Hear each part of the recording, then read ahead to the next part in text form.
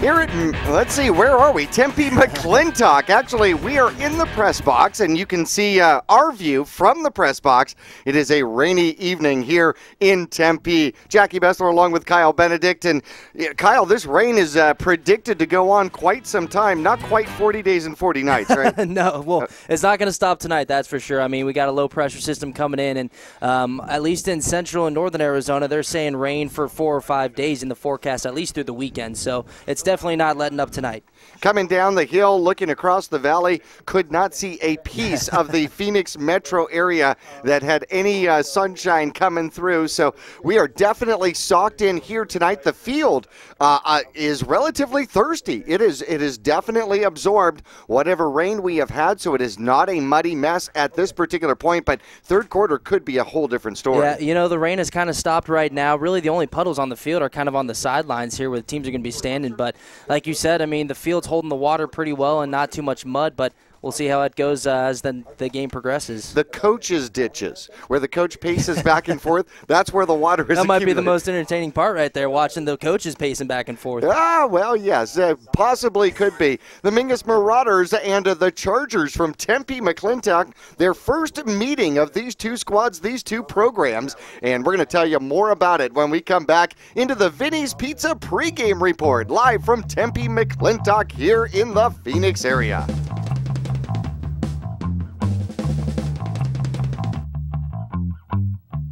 You'll get more miles for your money at Reese's Tire and Automotive Tire Pros. It starts with matching the right tire for you, your vehicle, and driving habits. And continues with expert brake, alignment, and warranty services to extend the life and performance of your vehicle.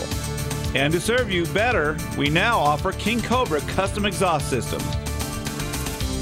Find out more about our nationwide warranty at Reese'sTire.com. Taylor Waste has been voted the #1 residential garbage service 12 years in a row in Cottonwood and 8 years in a row in Sedona. Why? Because Taylor Waste always offers dependable and efficient garbage service and clean, eco-friendly curbside recycling and positive customer service. Taylor Waste offers a separate recycling container, and our recycling program is clean rather than commingled with garbage. To start service, call your locally owned Taylor Waste, dedicated to providing service tailored to your needs. Pawn Palace offers a wide selection of jewelry, electronics, musical instruments, firearms, and much more. And if you need money for that unforeseen financial burden, Tanner, Natalie, or Rob can get you a loan using your valuable items and collectibles. Scrap gold, silver, jewelry, guns, and electronics are all accepted. Visit Pawn Palace on Calvary Way at 89A in the Dome Building, open 6 days a week, and online at pawnpalaceaz.com. People often refer to Larry Green Chevrolet as the people place. Keeping that reputation is a priority in the community and with every customer that comes through the door. If you're on the market for a new or pre-owned car, truck, van, or SUV, you'll find their selection extensive and their sales team professional and courteous. You can also count on excellent after-sales service. Visit Larry Green Chevrolet on Highway 260 next to Walmart in Cottonwood.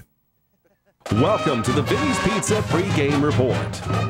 Call Vinny's now at 646-3333 and have pasta, subs, or a specialty pizza delivered right away. Don't forget the garlic knots and wings. Now let's head back live to the press box for Jackie and Kyle. Back here at Tempe McClintock High School, home of the Chargers, the Mingus Marauders on the road bring in a 6-1 record. The Chargers come into tonight with a record of 2-5. And taking a look, Kyle, at some of the power polls and the power rankings, and lots of changes as we get toward the end of the season. We're going to see teams moving left, right, sideways, up, down, everywhere. Yeah, you know, this is the point in the season where you start a lot of teams getting into section play, and you start having these mid-season injuries or kind of fumbles, and we're seeing it here in the power rankings every single week. Well, Arcadia at number 7, a big victory last week over, let's see, I got to remember who they played, but a big victory over Maricopa, who slipped to number 8.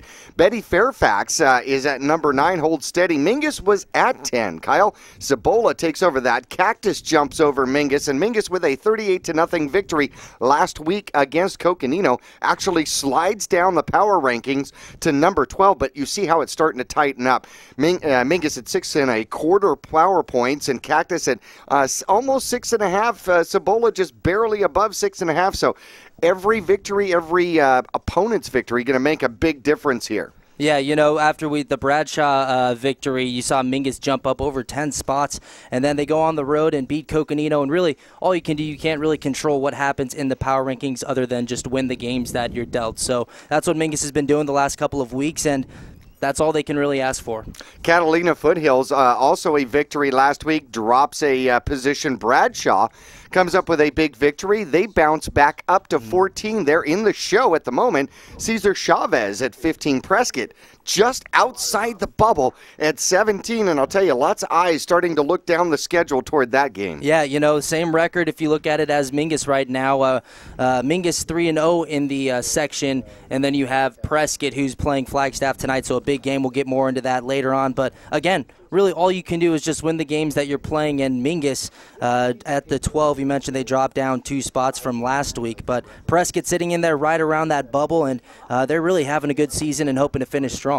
Flagstaff, next week's opponent, sitting at number 30 in the power rankings. McClintock here tonight, the Chargers at 33. Once again, 2 and 5 coming in to tonight's game, and a window washer.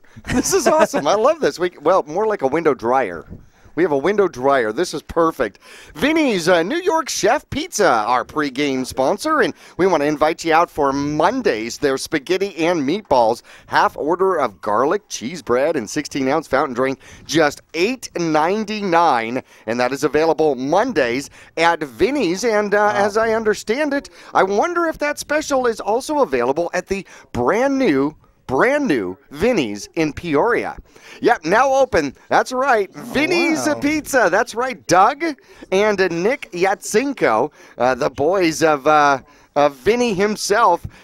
Vinny came down and helped him open this spot up in Peoria, so we've got a brand new Vinny's. It has gone franchise. Look at that, keeping it in the family, expanding locations, moving to different cities and towns. That's awesome to see. 8960 West Bell Road, so if you're ever out in that general area, you got to stop by and say, see Nick and Doug, the Yatsenko brothers, and they're in the Albertsons shopping center there, the brand new Vinny's. I love this, franchising from Cottonwood, Arizona. Don't you love it? That's so great. I mean, week in and week out, we see the specials that we show here on the broadcast, and man, I'll tell you what, they have some great food over there, and glad to see that they're expanding just outside of Cottonwood, Arizona. Well, you know, the boys working together, the brothers, it's, you know, just the boys. It's going to be fantastic, and of course, both former Mingus Marauders, not too many years ago, although it's all starting to slip together, you know, but not too many years ago, all the Mingus Marauders putting together, and now 2 of them are in business putting together the pies. I love it.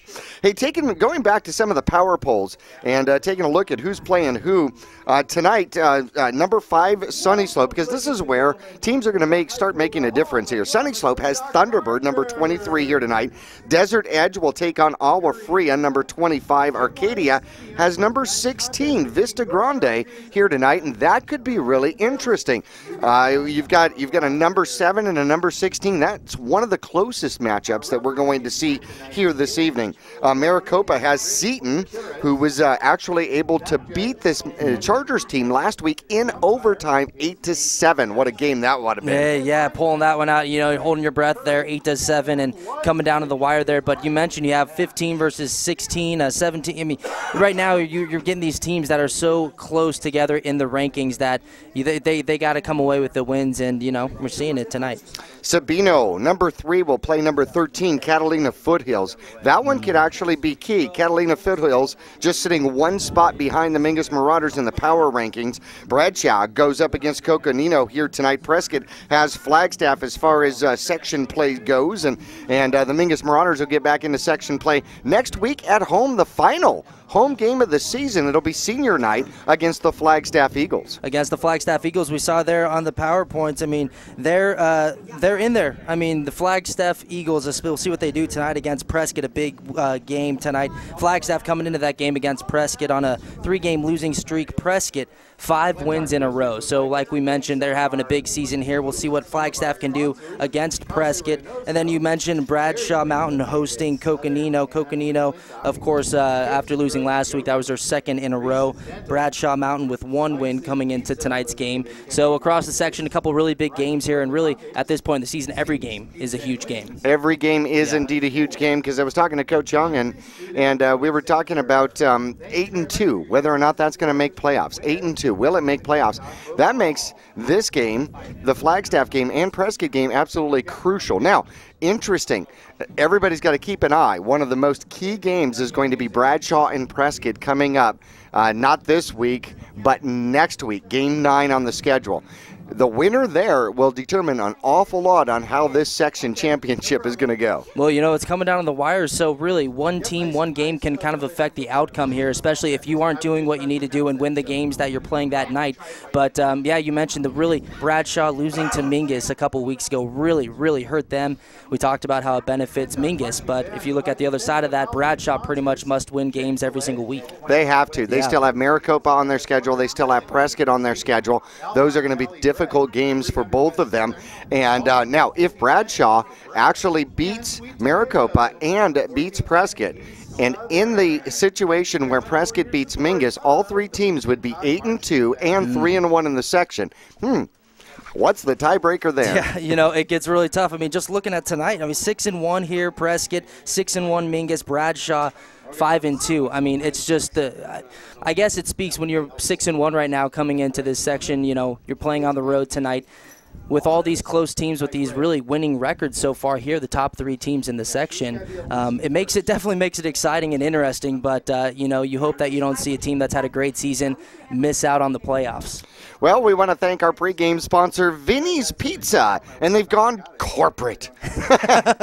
With now a location on Bell Road, West Bell Road, 89th Avenue and Bell Road. The boys, Doug and Nick, congratulations on the opening of the franchise, and then of course the original Vinny's. There's only one Vinny's, and that is on the 89A bypass near 6th Street in the Clements Hall building. Hey, we're going to take a break here from McClintock High School, home of the Chargers, and when we return, we're going to get into what next year could look like already. We'll get into that in just a minute.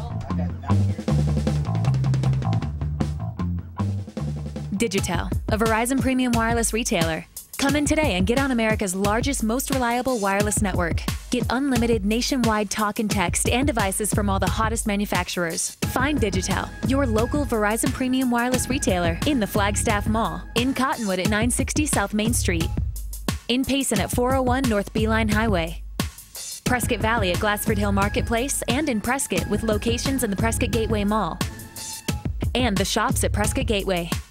America's most innovative off-road vehicles are all on sale during the Polaris Factory Authorized Clearance. Get our biggest rebate ever on Razor XP 1000. Save $1,000 on remaining 2015s while they last. Get our lowest price ever on Ace 4x4. This all-new off-road experience is just $64.99 after rebate. Get the year's best deals during the Polaris Factory Authorized Clearance. Visit Cottonwood Motorsports at Route 260 and Western Drive. Cheerleading, tumbling, gymnastics. We are Flip City Gym. We have classes for boys and girls of all ages and skill levels.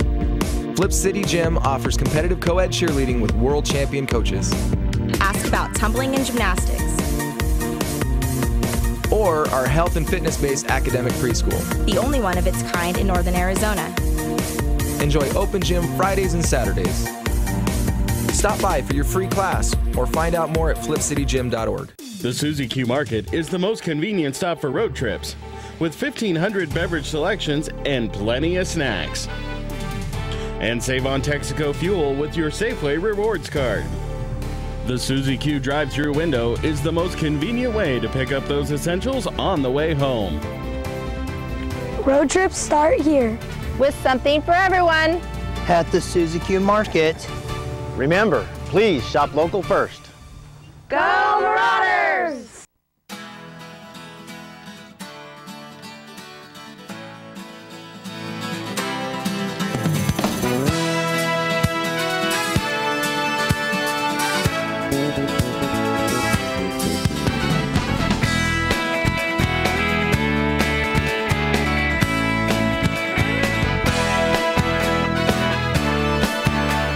Our whole team is here to help you get the most out of each workout. Here at the Cottonwood Recreation Center.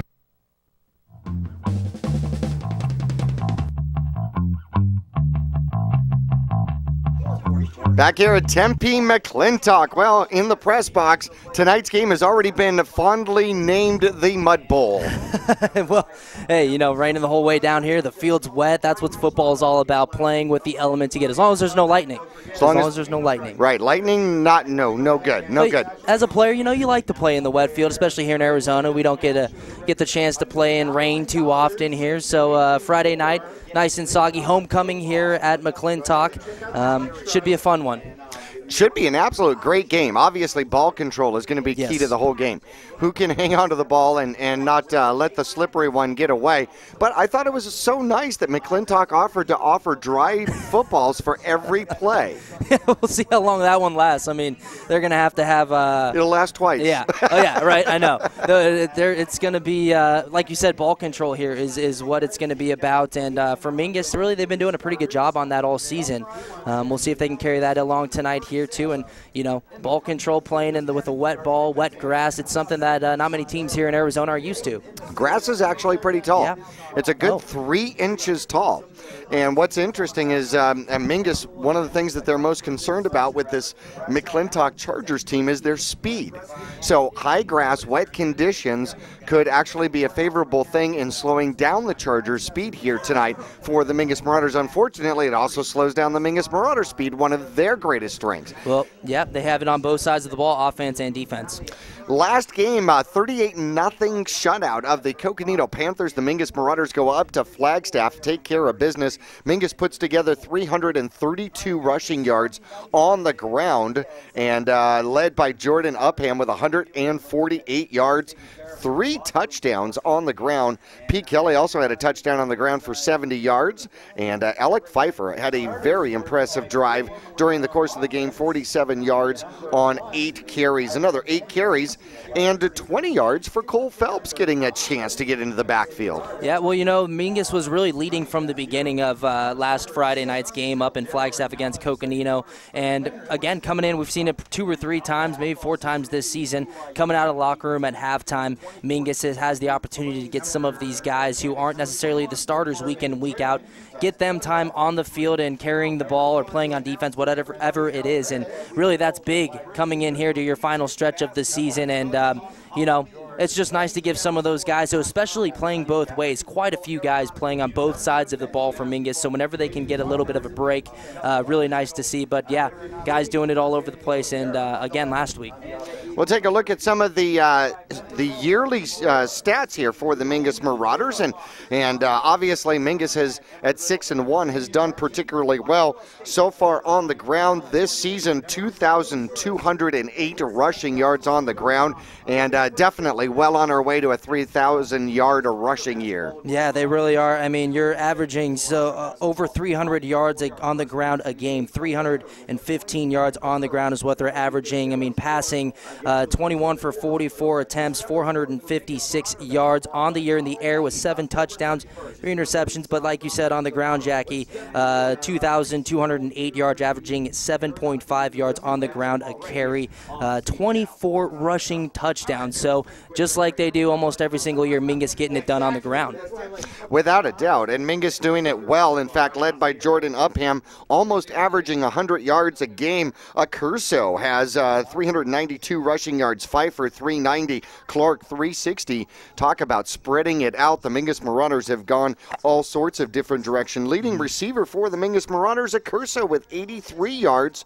And actually, he is the second, as Clark has 235 receiving yards on the year with 3 touchdowns. Only lost 3 fumbles. We'll see what happens here tonight. But an important piece to tonight's game, 2 key Mingus Marauders are on the injury report. The injury report from Northern Arizona Healthcare, and unfortunately, it has now been populated. Ruiz, 50-50 shot that we will get him in the backfield here tonight. The ankle still in the process of recovery. However, Jordan Upham will not be on the field here tonight. He has been dealing with some sort of a strain in the back, hopefully muscular, although I say that's not necessarily a good thing either. Yeah. But, as long as it's not structural, it's at least a quicker heal, one would think. Yeah, well, you just hope that it's a minor setback here tonight maybe. It might be just a precautionary thing here heading into the last couple games, big,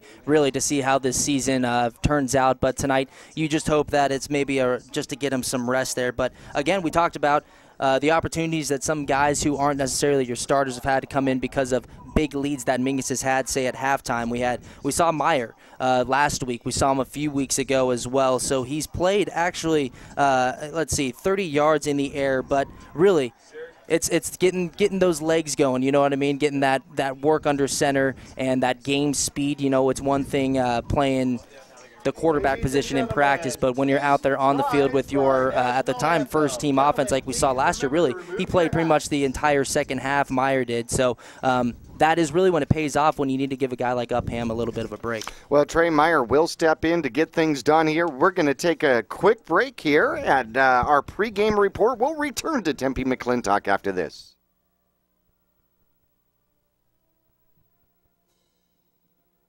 Since 1993, Rice Accounting has been assisting Verde Valley residents with their tax returns. A proud part of the National Jackson Hewitt Tax Service, Rice Accounting can prepare all state and federal returns. They can file electronically or prepare paper returns. They're open year-round to assist you with personal and business taxes, quarterlies, payroll, and account services. Please come on in to Rice Accounting Jackson Hewitt Tax Service.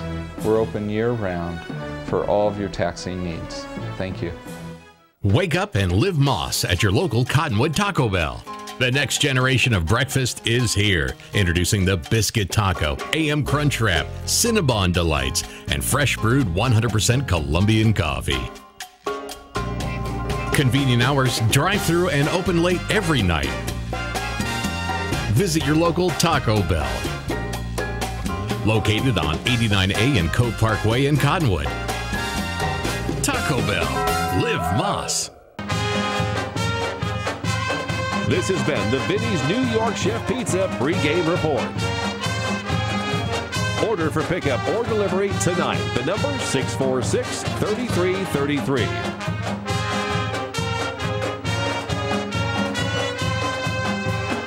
We'll return for kickoff right after this.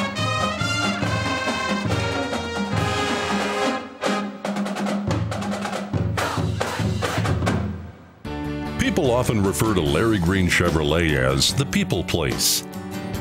Keeping that reputation is a priority in the community and with every customer that comes through the door. If you're on the market for a new or pre-owned car, truck, van, or SUV, you'll find their selection extensive and their sales team professional and courteous. You can also count on excellent after-sales service. Visit Larry Green Chevrolet on Highway 260 next to Walmart in Cottonwood.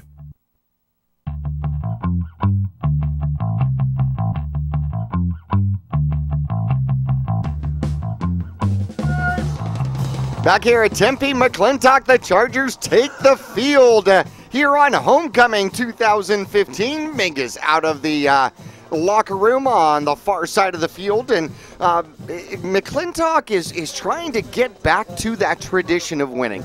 And Tempe McClintock has been a threat, a powerhouse for years. They've had a little bit of lull. A new coach trying to bring back that flavor. Yeah, we're talking about Spencer Wagner. He's really inheriting a team that was 3-7 last year. You mentioned trying to get back to their winning ways. Their last playoff game was in 2008.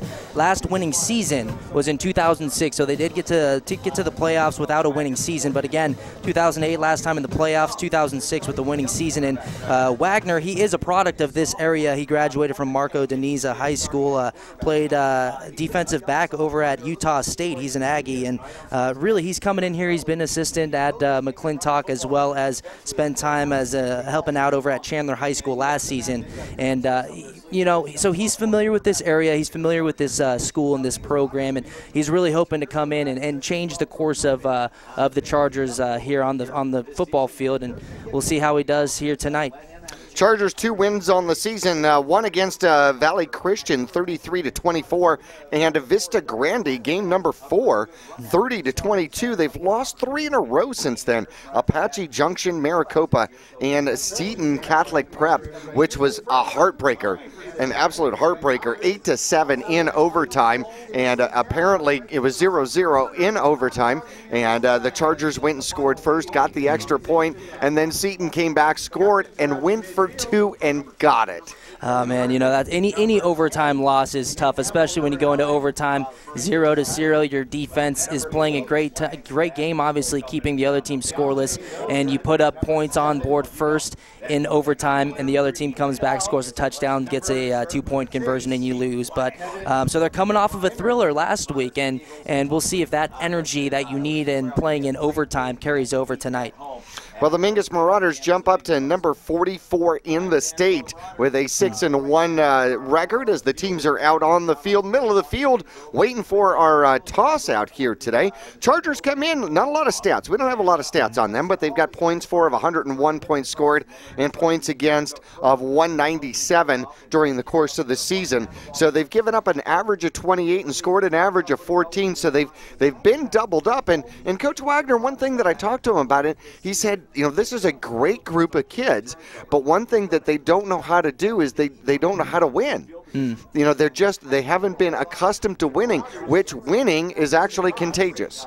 Once you have learned how to win, then the expectation of winning actually translates on the field, and that's what he's looking to change here tonight. And the Chargers here at home, homecoming. The rain has kind of slowed down the crowd a little bit. You can look across the way and find the Mingus Nation, and with the huge stands across the way, the Mingus Nation looks very small. Hey, give them credit, the guys who did show up, and the moms, the dads, the brothers, sisters, all them coming down from Cottonwood, Arizona here to support the Marauders in Tempe. Looks like here to open up the game on homecoming, Tempe is going to receive the kickoff. I think that's pretty cool. They've got junior out there, number 7 for the Chargers, Hakeem Matthew, a junior out on crutches. And one thing you can do is the coin toss, and that's what he was able to do. And obviously McClintock here tonight hosting the Mingus Marauders. McClintock has got speed. That's what we're expecting to see from McClintock is speed. The Mingus Marauders speed, the equalizer. Soggy field could be the situation. And, hey, how about the AIA putting out new conferences and regions? Yeah, Monday they came out with a kind of the initial alignment for next year, and it's a little bit different going back to the conference. You have your 1A, 2A, 3, all the way up to 6A. So they come out with it. Again, I stress that it is just the initial kind of formula here, but going back to that, if we look here tentatively right now, again, just the first draft, nobody voted on anything. They kind of had representatives coming from different conferences, but Mingus sitting in 4A, and they're going back to the regional divisions, if you will, the regions where all the regions within 4A, regions within 5A, Mingus in the Grand Canyon region is what they have right now, but still teams have the ability to appeal that. All right, Trey Meyer will kick off to start this game. It'll come down the far side of the field, and number 6 coming to the near side, trying to get around a corner, catches a little bit of grass and gets out about the 33-yard line. Oh, here, that was pretty cool, right on the opening kickoff. Chargers here in the stadium for homecoming. Letting go with the balloons there, and that's Kevin Heinrich, number 6 there on the opening kick return. So the Mingus Marauders will play defense on the road first out here tonight, and Tempe McClintock, our location. Glad you're along with us. KYBC AM 1696.3 FM. Quarterback up over center here tonight, and they've run a couple of different quarterbacks through the course of the season. Tonight's quarterback number 16, Corbin Pagan. He'll take the snap, he'll throw to the outside, quickly on his feet, and then will be tackled for about a 2-yard gain. He should have been tackled in the backfield, and lost footing prevented that. Yeah, that was number 6, Kevin Heinrich, again there on the play, and lost the footing. So here early on, we're seeing that little bit of a difficult play here with the wet grass and the soggy grass, but Heinrich right there starting the game with that reception. Pagan up over center once again, out of a shotgun, 3 receivers to the near side. He's going to hand off up the middle. Mingus closes the hole quickly, and looks like Jordan Vincent and Galloway will combine for a tackle, a short gain of about 1. Well, I'll tell you what, last week, obviously the Marauders defense holding the Panthers to 0 points on the scoreboard. They held up that shutout, and they were just doing a great job of filling those holes in the gap and not really letting the ground game for Coconino really get going at all last week. George Lopez ran that last one. Now he'll run to the right and put the ball on the turf as he gets tackled from behind, and it appears as though McClintock still has it. It'll be 4th down. Yeah, well, he was rolling out to his right there, and he was being chased down by Cole Phelps, the sophomore, 5'11", 185. We've talked about Phelps quite a few times this year. You have Cole Phelps, you have the Kelly brothers who are back there and week in and week out chasing down quarterbacks, and it starts out here for Phelps again, causing that fumble, but fortunate enough for the Chargers, they pick it back up. Tristan Clark back deep to take the punt, 4th down with the ball at about the 38-yard line. Good snap, there's the punt. Kind of short. It'll take a short Charger bounce, and then we'll curve backward, and it'll be down at about the 24-yard line, and Mingus will take over there. Tristan Clark not getting a chance to run that back, but really glad to see that young man back out on the field. He took a shot against Coconino. Yeah, he really did take a shot, sat a couple plays off, and really Coconino, they might have lost last week, but they really did lay some big hits on quite a few Marauders there. Upham, he's not in tonight, but he took quite a few shots last week. We only saw him playing on the offensive side of the ball. Jordan Vincent is the center, and Trey Meyer with the count gets the Chargers to charge across the 25-yard line, and we will start with a 5-yard forward movement for the Mingus Marauders, first penalty of the game. Well, here we go. Trey Meyer, we'll see how the timing is with the offense. I mean, of course, you're used to your guy behind the center. Under center is Jordan Upham all season long. Meyer here starting this opening drive to start the game, and we'll see how the timing is with the rest of the offense. Clark goes in motion and then stops. Meyer go back over center. Motionless is the line, and up the middle goes Pfeiffer. Pfeiffer takes a spin and then will move forward, and little second effort gets him about 4, close to a first down. Pfeiffer was hit at the line of scrimmage there and just held onto the ball for ball security, kept those feet moving, and really right there with Pfeiffer picking up those extra yards after the initial contact. Again, just keeping those feet moving, and we've seen him all year long just running the ball extremely hard and effective. Well, he's got about 390 rushing yards on the year, and so he's a little behind pace for a 1,000-yard back on the season. However, I expect that we will see him carrying the ball quite a bit here today. There's the snap. It goes, no, Meyer's going to keep it himself and then run into trouble. He gets hit. He puts the ball down on the ground, and we will see who has got the ball. It looks like Meyer will get it back. And how about that? Myers dropped back to pass. The offensive line let loose. Meyer got hit. He bounced to the outside. He'll lose yardage, and he gets hit twice, number 70 and then number 51. He loses the ball and then literally gets tackled back to it. So Trey Meyer loses the handle but gets it back for the Mingus Marauders. 3rd down and about 5 from the 30-yard line of the Mingus Marauders. There is the snap. It'll come to the near side. Tristan Clark gets a spin move and then will get wrapped up in the backfield by number 10, Nick Campbell. He is a senior, 5'10" out there, and able to stop the Mingus Marauders, and neither team can get a first down on their first drive. Well, back-to-back big plays for the Chargers there. Of course, getting after Meyer, putting the ball on the ground. Meyer fortunate enough to kind of regain that coverage and then followed up with another big play. There's the punt, and it's going to hit, and trying to get away from it is Hendricks, and good job getting away from it. Shouldn't have done it. It was poison. The ball will stop at about the 33-yard line, and the Chargers will start their second drive of the game from that point. 8:08 left to go, first quarter. Neither team could get the ball past the sticks. Yeah, you know, that's kind of just getting the feet going here and both sides of the ball. The Mingus Marauders doing a good job on their opening defensive time out there on the field, keeping the Chargers kind of in wraps there. And then the Chargers defense really doing a good job. Forced a fumble there for Trey Meyer and just getting them 3 and out. Oh, holy cow, how about that? Tyler Kelly drives his man back in the backfield, and that'll be a tackle for a loss. And very quickly going backward is George Lopez, the running back for the Chargers out here today. They will go wide. They got one receiver on either side, actually a slot receiver on the far side, trying to spread Mingus out. One man in the backfield. Mingus is playing it tight to the line. They look to hand it off, and the quarterback keeps it, slips through, and then breaks on, and his first down past the 50, down to the Mingus Marauder 46-yard line.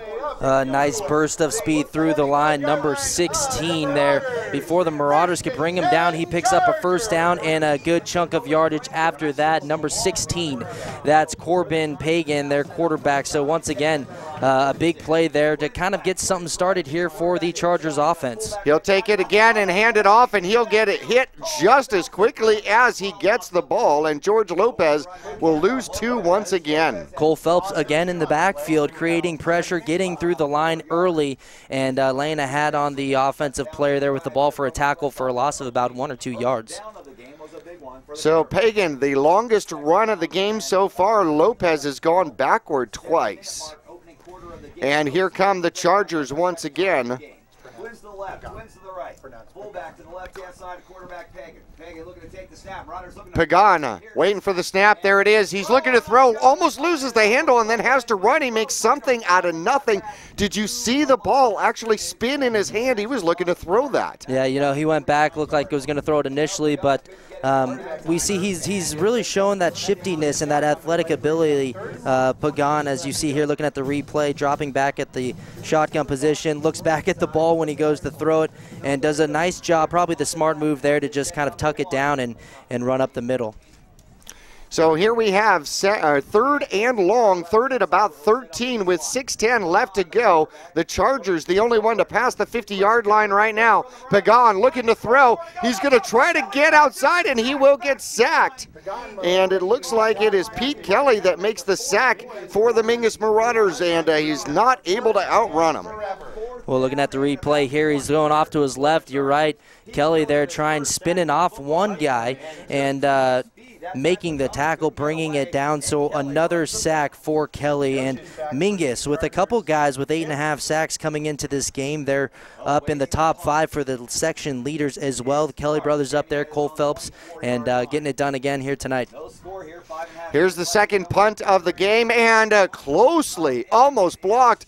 Looks like Mingus will take a fair catch and take the ball back at about the 24-23-yard line. And Mingus will take over for their second drive, still 0-0 with 5:20 left to go here in the first quarter. Well, Mingus is going to look to move the ball a little bit more than they did on the first drive, as put the ball on the ground one time, recovered it, and then was tackled for a loss, forcing to punt there. So we'll see what they can do, starting about the same position as they did on their opening drive. All right, Mingus going double tight to go into this one. One receiver on the far side, double wing. Pfeiffer in the backfield, and they will hand it off to him, and he bursts through.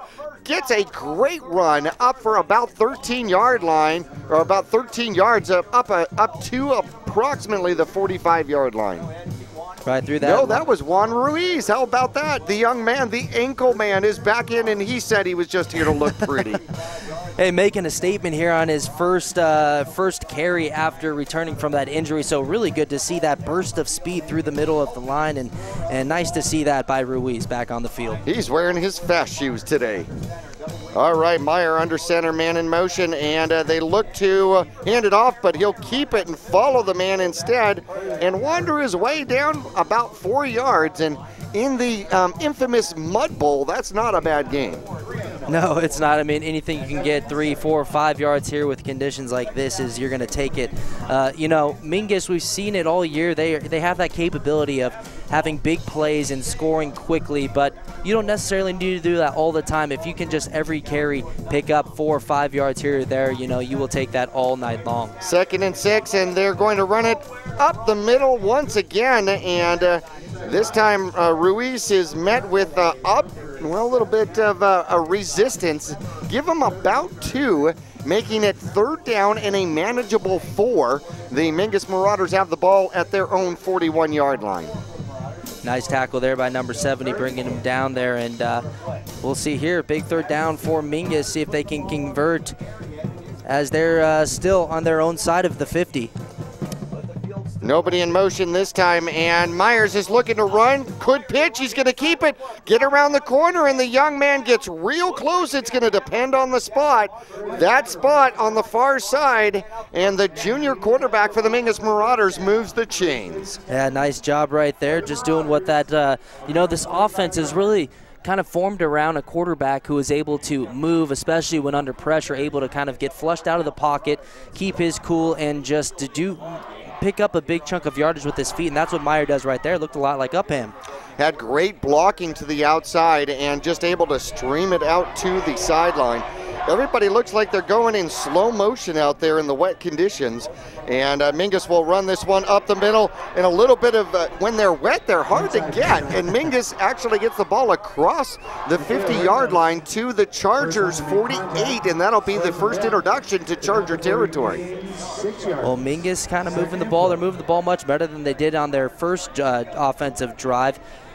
Started with that pickup by Meyer there with the 1st down on 3rd down. That was a huge play here, and now they're on the other side of the 50 in Chargers zone.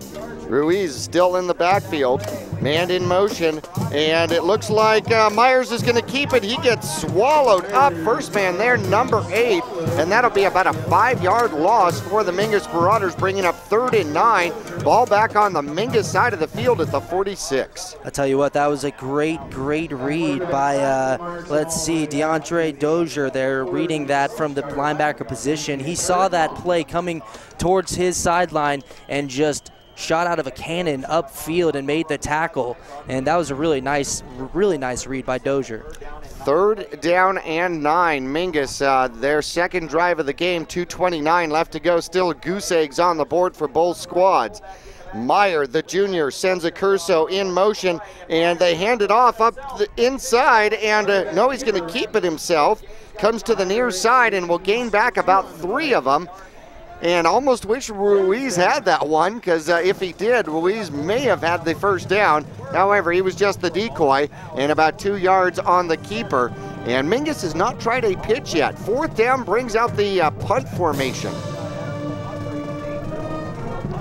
Meyer will punt it, and it's going to take a good Mingus Marauder bounce and go out of bounds about the 12-yard line. Let's see where they mark it. I was close and pretty darn accurate.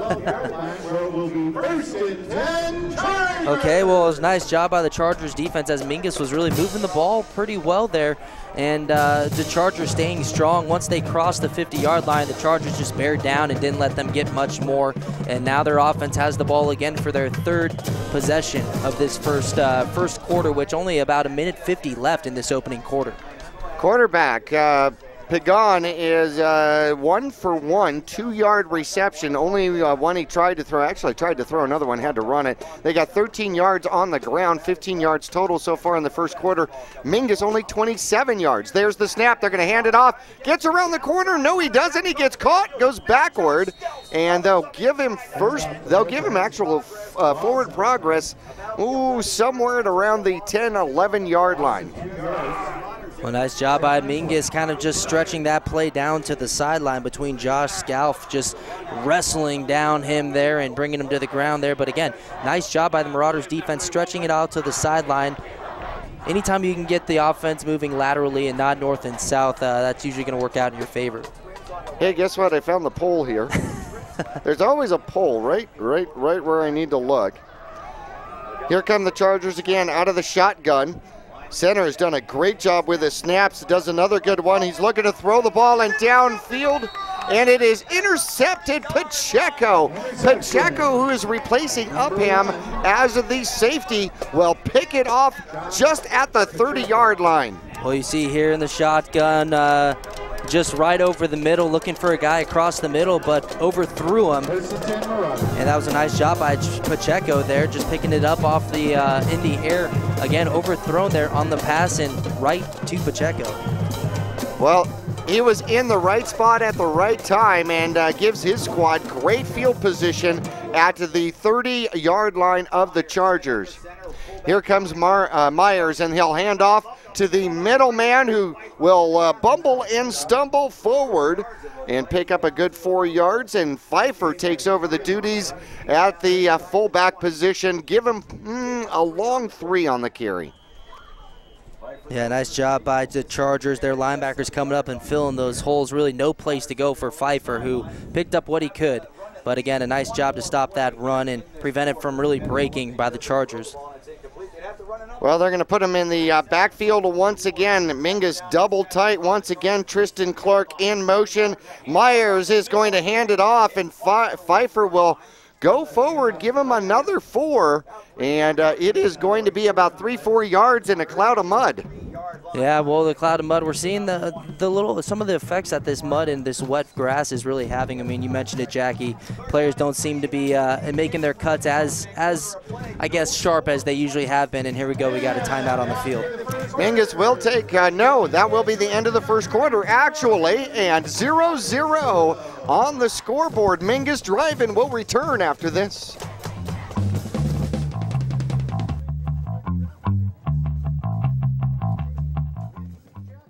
You'll get more miles for your money at Reese's Tire and Automotive Tire Pros. It starts with matching the right tire for you, your vehicle, and driving habits.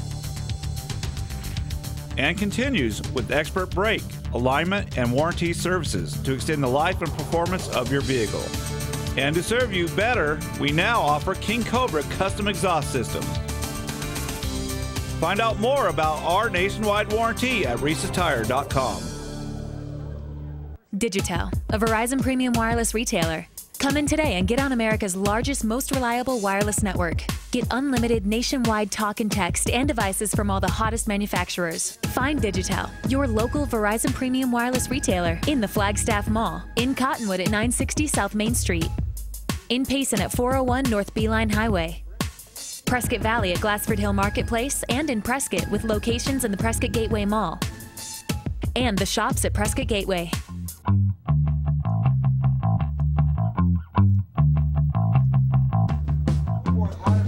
The Mingus Marauders now going left to right across your radio dial. And Meyer takes the snap. Pfeiffer takes the handoff, gets a good block up the middle, two-handed hold.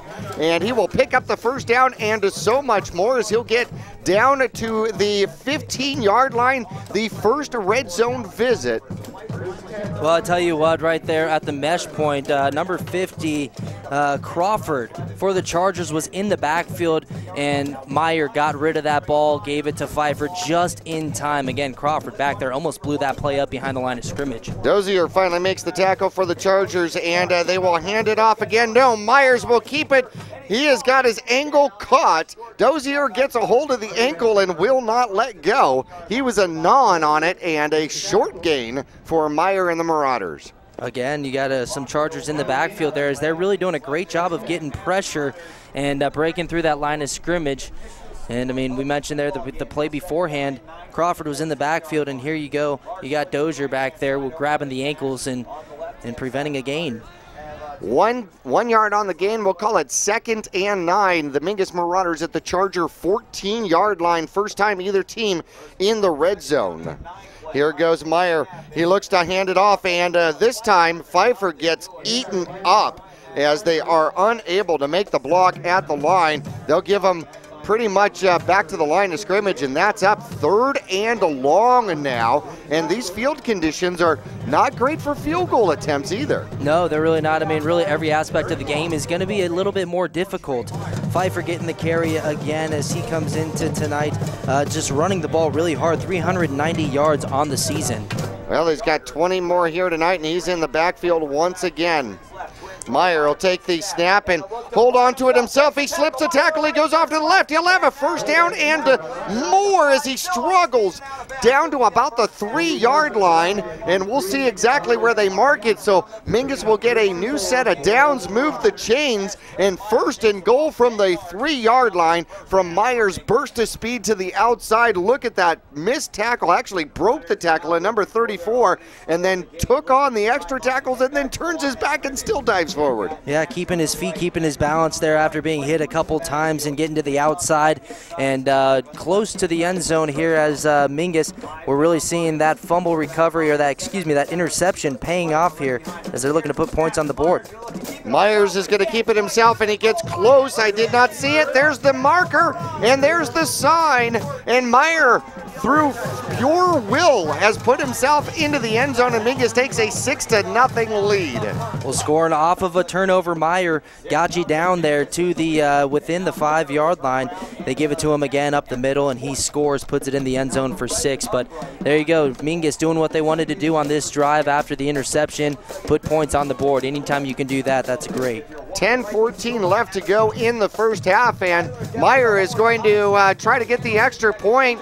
Tyler Kelly with the hold, and it is up and good. Mingus takes a 7-0 lead over the Tempe McClintock Chargers here on homecoming night in Tempe. We'll take a break. We'll return after this.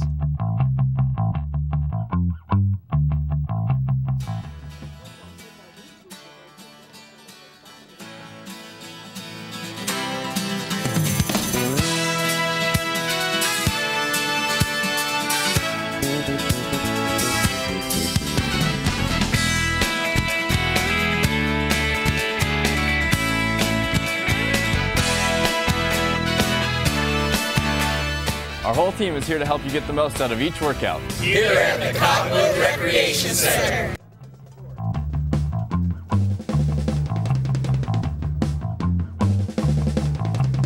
A 30-yard drive by the Mingus Marauders, capped by a 3-yard dive by Meyer. And the junior quarterback puts the Mingus Marauders on top by a score of 7-0. He's going to turn around and look to kick off here.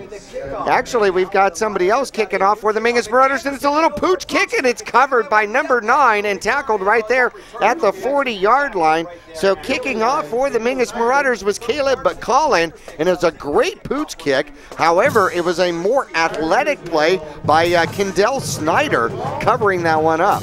Well, Mingus trying to shake things up after getting in the end zone, putting 7 on the board, trying to get the ball back there. Why not?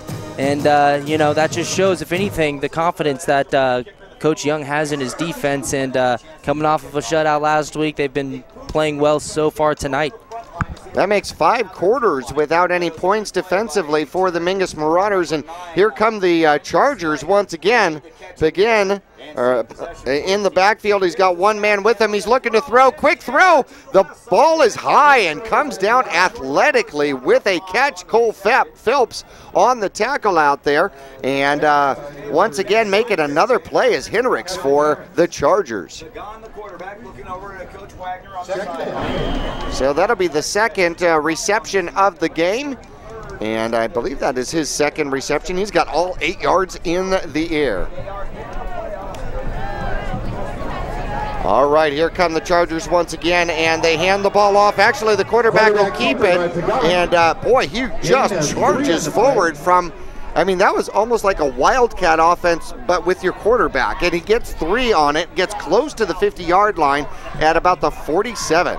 Well, he only gets 3 yards on that carry, but it seems like every time he's kept the ball and decided to tuck it down and run it, you really see that burst of speed. I'm just waiting for him to kind of break one there, as he's just able to get those feet going and just really the speed that he has. We haven't seen it in the open field, but he has that nice burst that really you need once you get through the second level. Puts Lopez on the other side. Flags come out.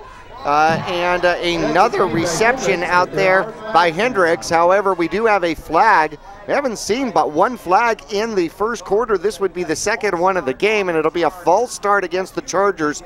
That reception would have been good for a first down, and now it'll bring up more like a 3rd and 8 and drive back the Chargers to the 42-yard line. Yeah, that one's tough right there. I mean, you pick up a couple of yards on a few plays, and now you're back.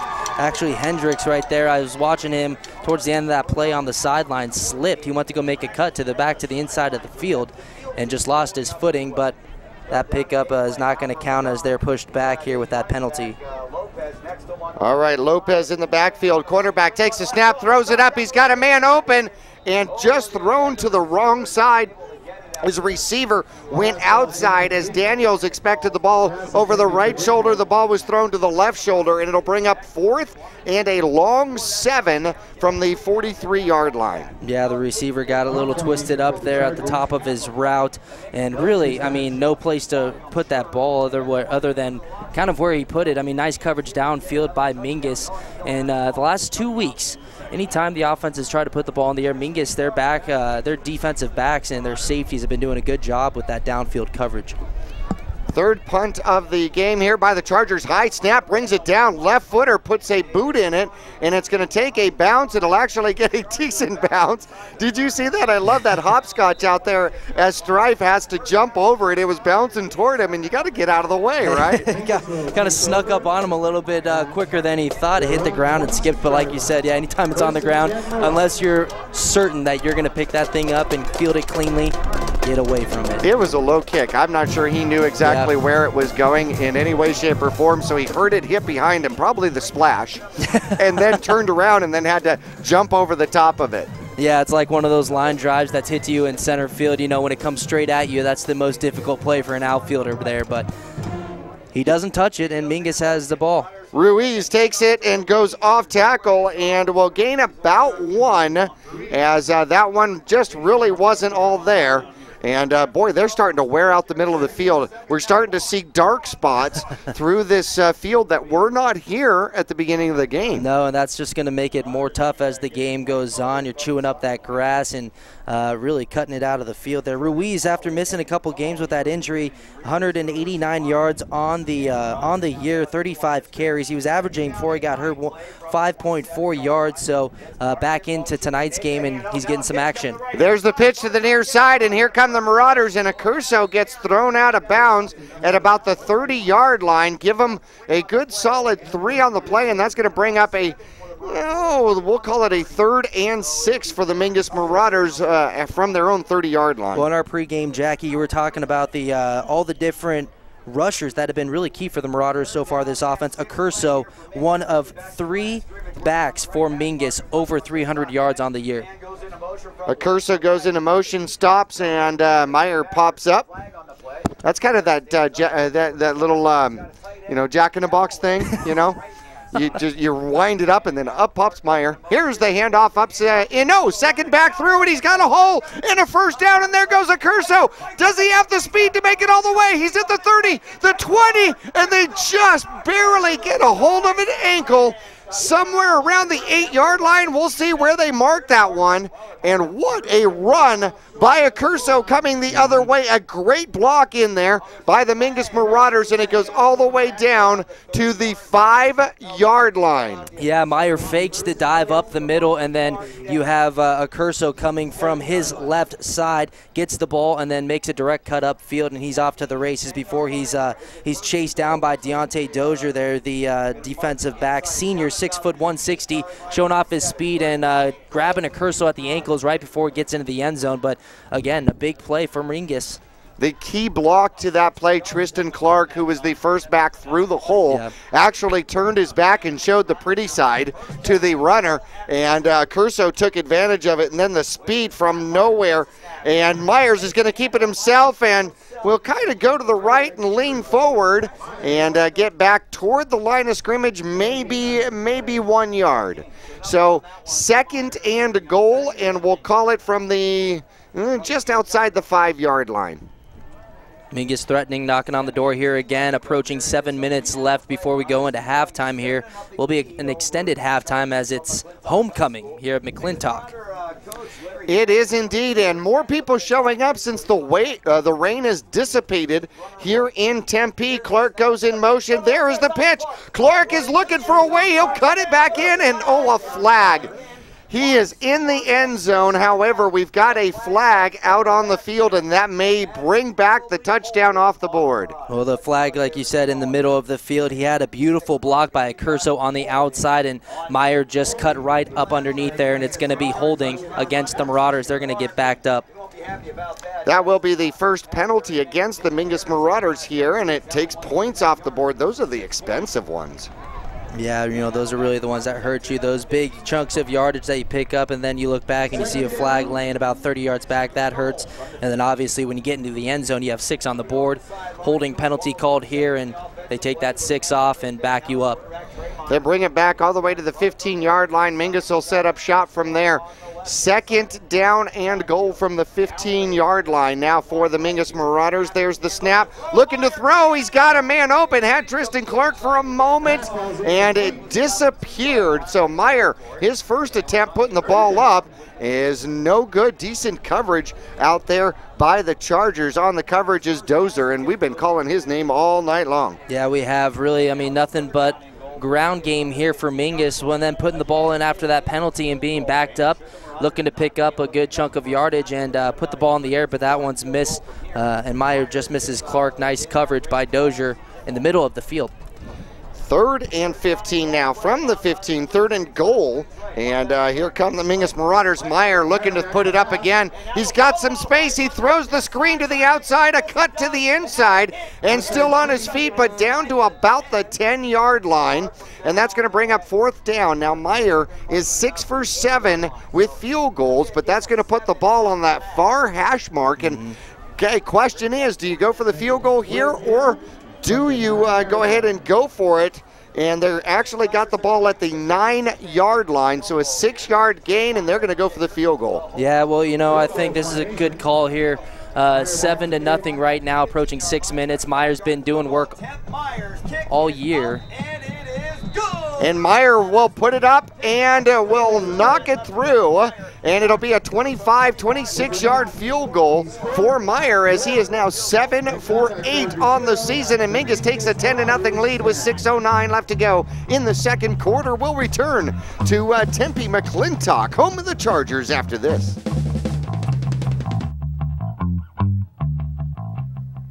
Cheerleading, tumbling, gymnastics. We are Flip City Gym. We have classes for boys and girls of all ages and skill levels. Flip City Gym offers competitive co-ed cheerleading with world champion coaches. Ask about tumbling and gymnastics. Or our health and fitness-based academic preschool. The only one of its kind in Northern Arizona. Enjoy open gym Fridays and Saturdays. Stop by for your free class or find out more at flipcitygym.org.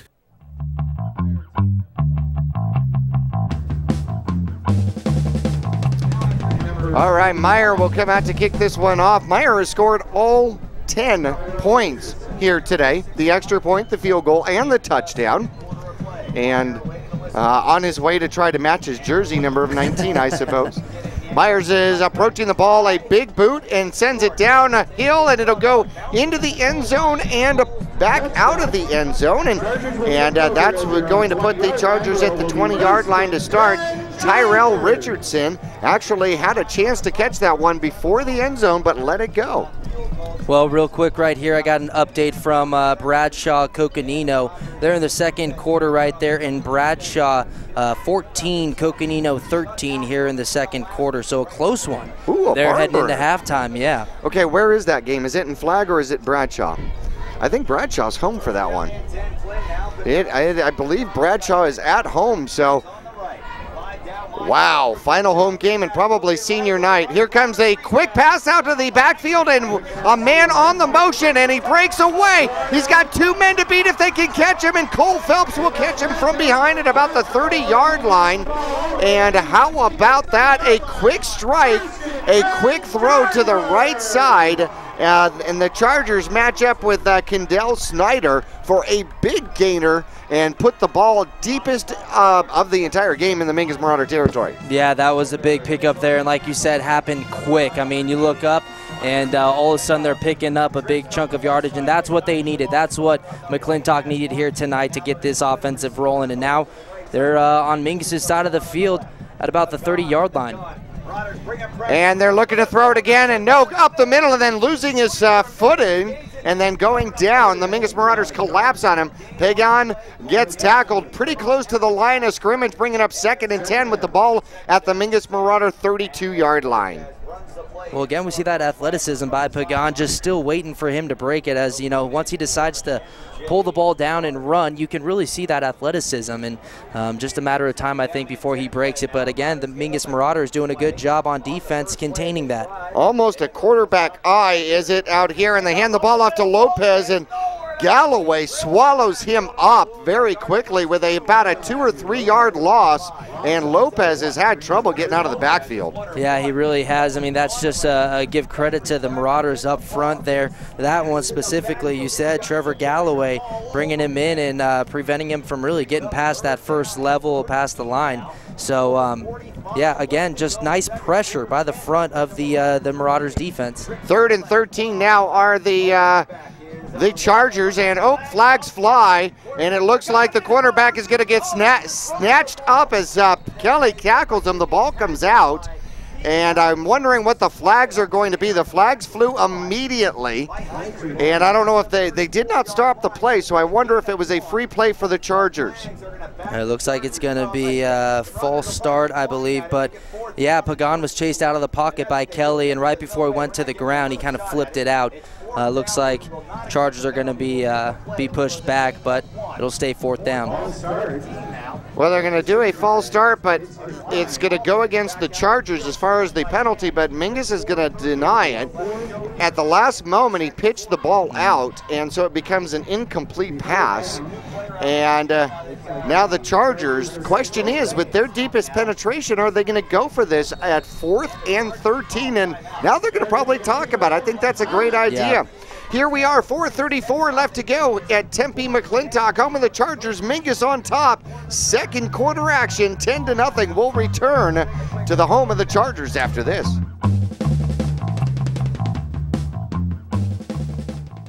At Oxendale Chrysler Dodge Jeep, we believe everyone deserves to drive a nicer, newer car today.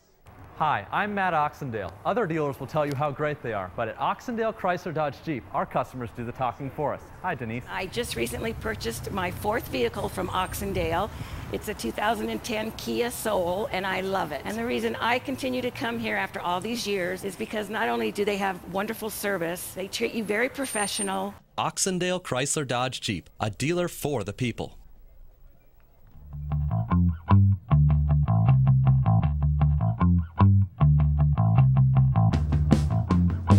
Set the stage for you. The ball is at the 34-yard line of the Mingus Marauders, and the Chargers, their deepest penetration of the game, trailing by a score of 10-0. It is 4th and 13 right now for the Chargers, and we'll see what their play is. That looks like they're coming out to go for it. Pagan coming out, and he's got an empty backfield. They are going 5 wide, which means that this could, well, he can definitely still run the ball, no doubts about it. He's in the shotgun, takes it, looking to throw, throws the ball quick, and throws it up underneath.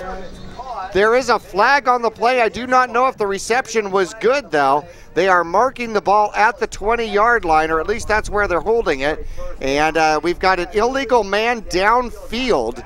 Now, interesting, the 20-yard line would have been a first down if that ball was actually caught, but I'm not sure it was. The ball was thrown low, and it could have actually bounced into him, but I think Mingus is going to take the penalty anyways. We'll see if that ball actually hit the ground. Ooh, that is close and hard to tell.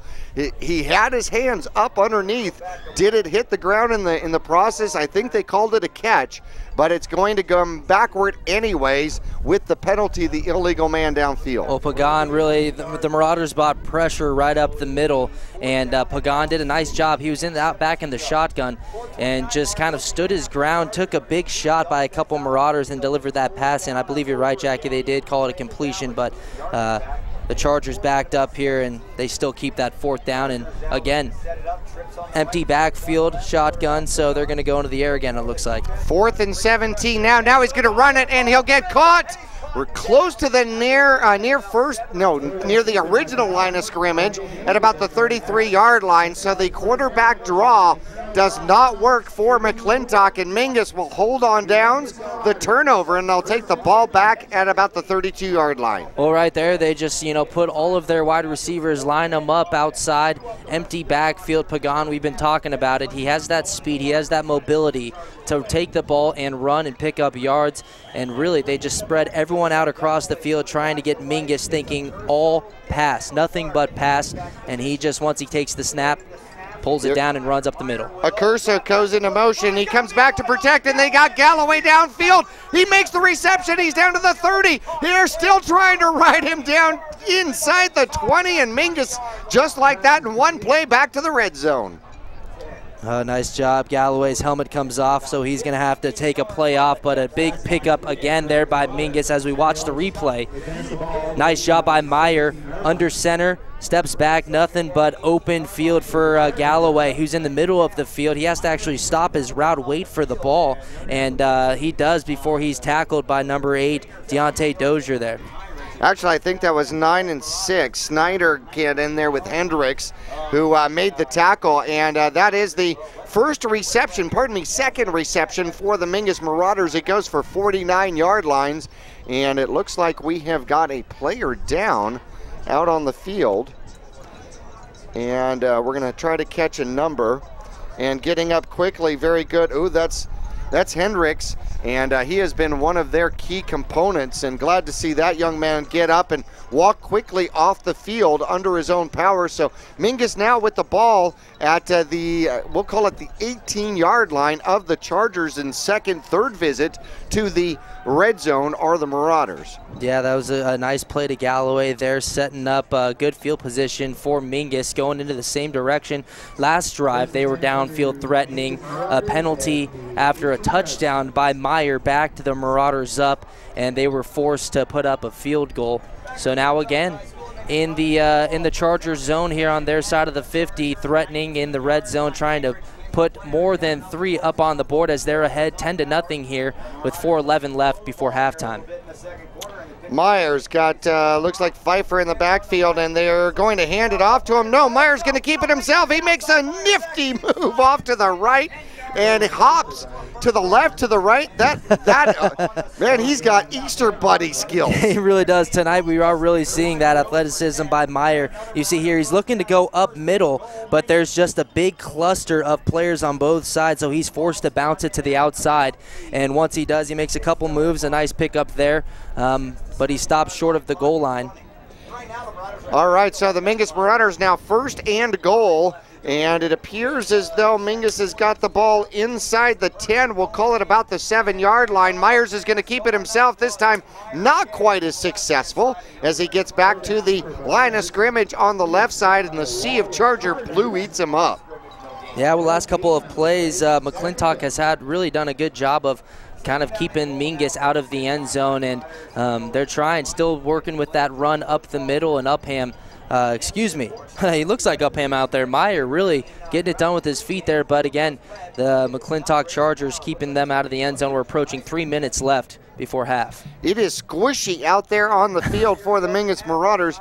Carson Anderson, the receiver on the near side. We got Pfeiffer in the backfield. Clark in the wing with a Curso. Clark goes in motion, and Myers steps up, and we have a delay of game against the Mingus Marauders, and that's going to cost Mingus 5, and those are hard yards in the red zone. Well, that's the second penalty and back-to-back drives from Mingus that we've seen them threatening to put the ball into the end zone and just beating themselves backing up here as a delay of game. That one's always tough to take because, you know, that's something that can really be avoided. They tried sending Clark in motion, and he's not able to get, Myers not able to get the ball off before the play clock reaches 0.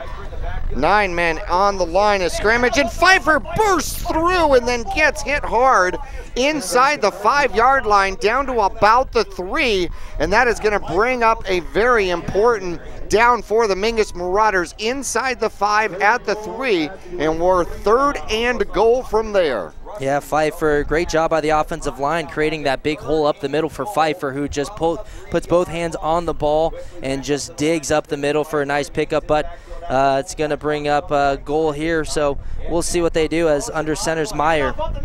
And Pfeiffer jumps into the end zone and scores for the Mingus Marauder, stays on his feet, gets through, and does not hit the ground, keeps those shoulders level, and Mingus will now take a 16-0 lead over the Chargers. A 3-yard dive, in fact, a pair of 3-yard dives for the Mingus Marauders have scored the points. Myers will be out for the extra point, trying to make it a 17-point lead over the Tempe McClintock Chargers. There's the hold, there's the kick. It looks good and is good, although we only had one signal. The line judge on this side did not signal.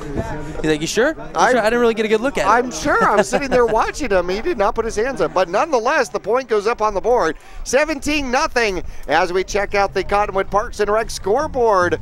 We are 2:16 away from halftime. Mingus on top now by a score of 17-0.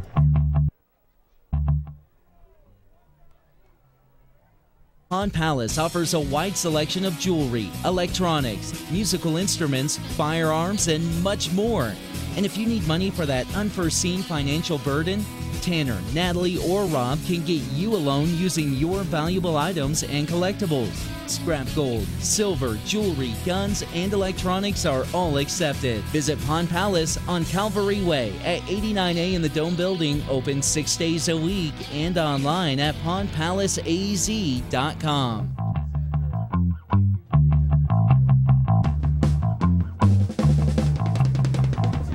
Pfeiffer puts 6 up on the board and becomes the second Mingus Marauder to score out here, and Myers still leads that 11-6 here, and Myers will come back in and kick this one. It comes down to the goal line. This one's going to be returnable. Comes to the near side. He's got a break and then takes on a Mingus Marauder and lowers his shoulders, barrels forward, and gives his Chargers a great starting position at about the 38-yard line. Yeah, really, really nice hard run there by 81 for the Chargers, and he picks up a good chunk of yardage to really give his offense a great starting point, and they start this drive with good field position thanks to that return. Trevor Galloway in on the tackle, and actually we've got a Marauder down. And Galloway got up and then went back down rather quickly. And so Trevor Galloway down at about the 40-yard line for the Mingus Marauders, who lead here. 2:09 left to go, 17-0. And here comes Mr. Boyson over. And Mr. Boyson, just absolutely one of the best athletic trainers in the state, in the Southwest, maybe possibly in the U.S. Wow, well, you know, we've seen him even a couple of those home games. There were back-to-back home games where Mingus was playing opponents who had quite a few injuries, and he was always one of the first guys out there, no matter if it's a Marauders player or if it's the opposing player. And here, unfortunately, it's a Marauder. And they are apparently working on his left leg at the moment.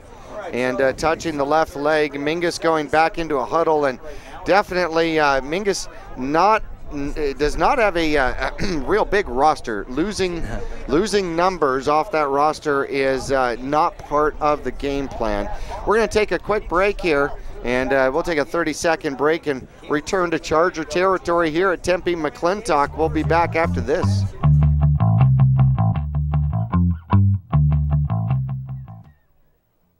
You'll get more miles for your money at Reese's Tire and Automotive Tire Pros. It starts with matching the right tire for you, your vehicle, and driving habits. And continues with expert brake, alignment, and warranty services to extend the life and performance of your vehicle. And to serve you better, we now offer King Cobra custom exhaust systems. Find out more about our nationwide warranty at reesestire.com.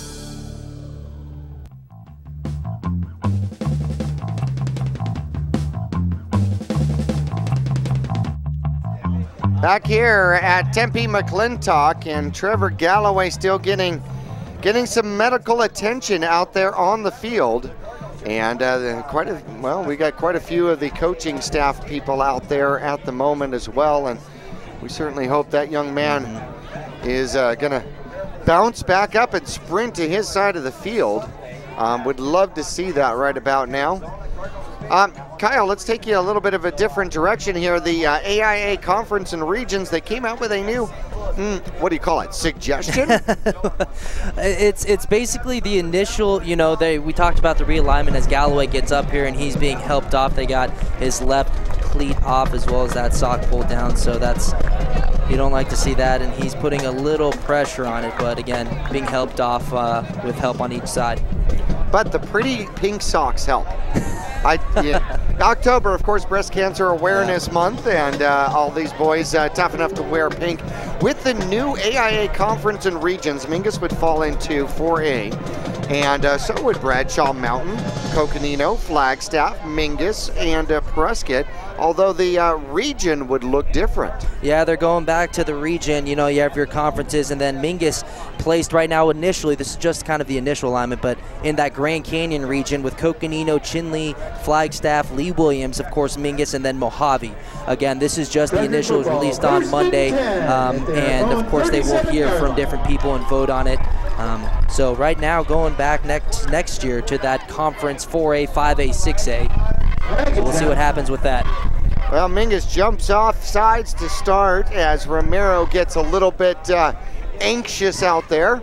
And Romero will cost the Marauders 5 short ones here as the Chargers get a 1st and 5 now at about the 43, their own 42-yard line.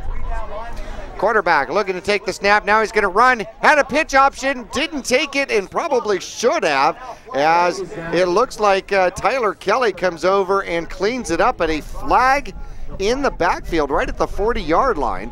And we'll see where this one's going. A personal foul face mask against Mingus, and that'll be an automatic 1st down. Back-to-back 20 yards of penalties. Yeah, how about that? That's really tough. I mean, back-to-back, we saw these two this drive, and then on last drive down, looking to put the ball into the end zone, Mingus called for 2 penalties. So towards the end of the first half here, penalized quite a bit. The Marauders also in on that tackle was number 78, Josh Scalf. But they're really helping out the Chargers here. And McClintock looking to put some points on the board going into halftime as we're approaching 2 minutes left in the first half. Trying to figure out where the ball would go. Where's 15 yards from the 40-yard line? And we're going to make it the 38. Okay. All right. How about that? So 43-yard line now becomes the line of scrimmage for the home Chargers out here. Quarterback takes the snap and stops. And flags come, and we've got back-to-back-to-back penalties.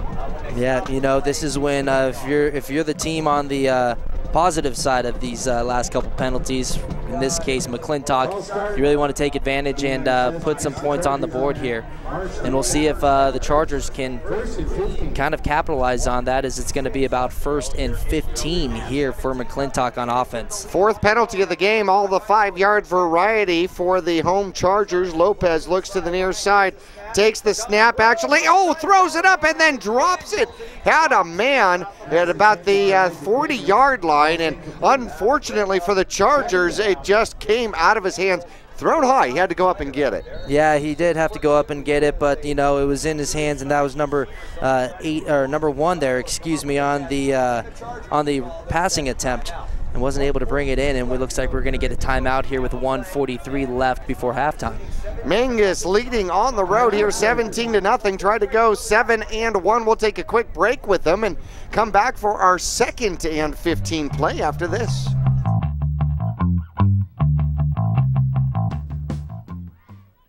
Since 1993, Rice Accounting has been assisting Verde Valley residents with their tax returns. A proud part of the National Jackson Hewitt Tax Service, Rice Accounting can prepare all state and federal returns. They can file electronically or prepare paper returns. They're open year-round to assist you with personal and business taxes, quarterlies, payroll, and account services. Please come on in to Rice Accounting Jackson Hewitt Tax Service. We're open year-round for all of your taxing needs. Thank you.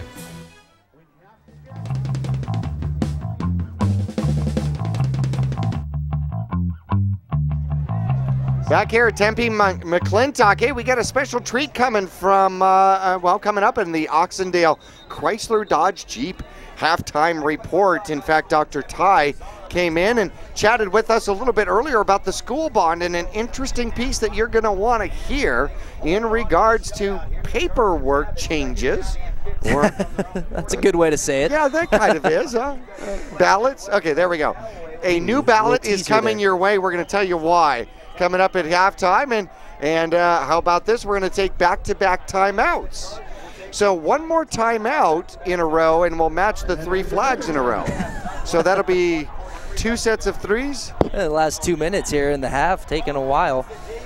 Real quick, another update coming out of Bradshaw and Coconino. Bradshaw over the Coconino Panthers, 22-20, still in the second quarter there. So that's a close one, and Coconino playing a good first half against the Bradshaw Mountain Bears. Good job for the Panthers, who put points on the board, couldn't do it against Mingus last week. And here the Mingus Marauders up 17-0 over Tempe McClintock and trying to keep the shutout going. This would be 6 quarters in a row for the Marauders. And, interesting thing. Coming up next week, Mingus will have its last home game of the season against the rival Flagstaff Eagles. Senior Day. Senior Day. I mean, you always want to get a win on Senior Day, and then playing a team that you play almost every single year, of course, that's another one you want to get. And winding down here, another section game. Every game you at this point in the season you cannot take lightly, and Mingus welcomes in the Eagles next week, and last final home game of the year. Big one for a lot of those seniors. 2nd and 15. Here come the Chargers, and quarterback is in the shotgun once again, looking to throw the ball, throws the ball downfield, had a man picked off by the Mingus Marauders. It is Romero going down the far sideline, looking for somewhere to go, and he will get down and out of bounds at about the 35-yard line. Well, pressure up the middle, I think, affected that throw, as I believe it was Phelps who came, just kind of bulldozed the block right there and hit Pagan while he was getting ready to throw that one. Let's see if it was Phelps as we're looking at the replay here. You see in the shotgun, he drops back to pass. We missed it there, but a nice pick just underneath, and a good return there by the Marauders. Well, Romero gets the interception and brings it back for the Mingus Marauders, a good solid 35 yards, and Mingus will set up shop inside of the 40 at the Charger 38-yard line, and the second turnover for the Mingus Marauders out here today. Myers looking to throw the ball, brings it back down. Now he's got to run. He'll make a little out of nothing and maybe close. No, he'll lose a yard, and he had men downfield, but decent coverage by the Chargers forced him to bring that ball back down. Yeah, he did. I mean, he was looking downfield for a while and was kind of scrambling in the backfield there and was really nowhere to put that ball. Credit the secondary of the Chargers on that coverage downfield.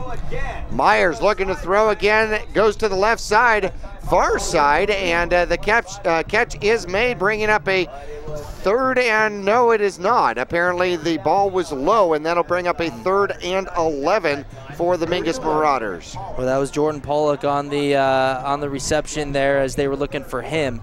Pollock, number 11, wide receiver, also plays linebacker, junior, 6 foot, 175 pounds. 1 minute left to go on the clock. Clock is stopped until they snap. There it goes. It's running.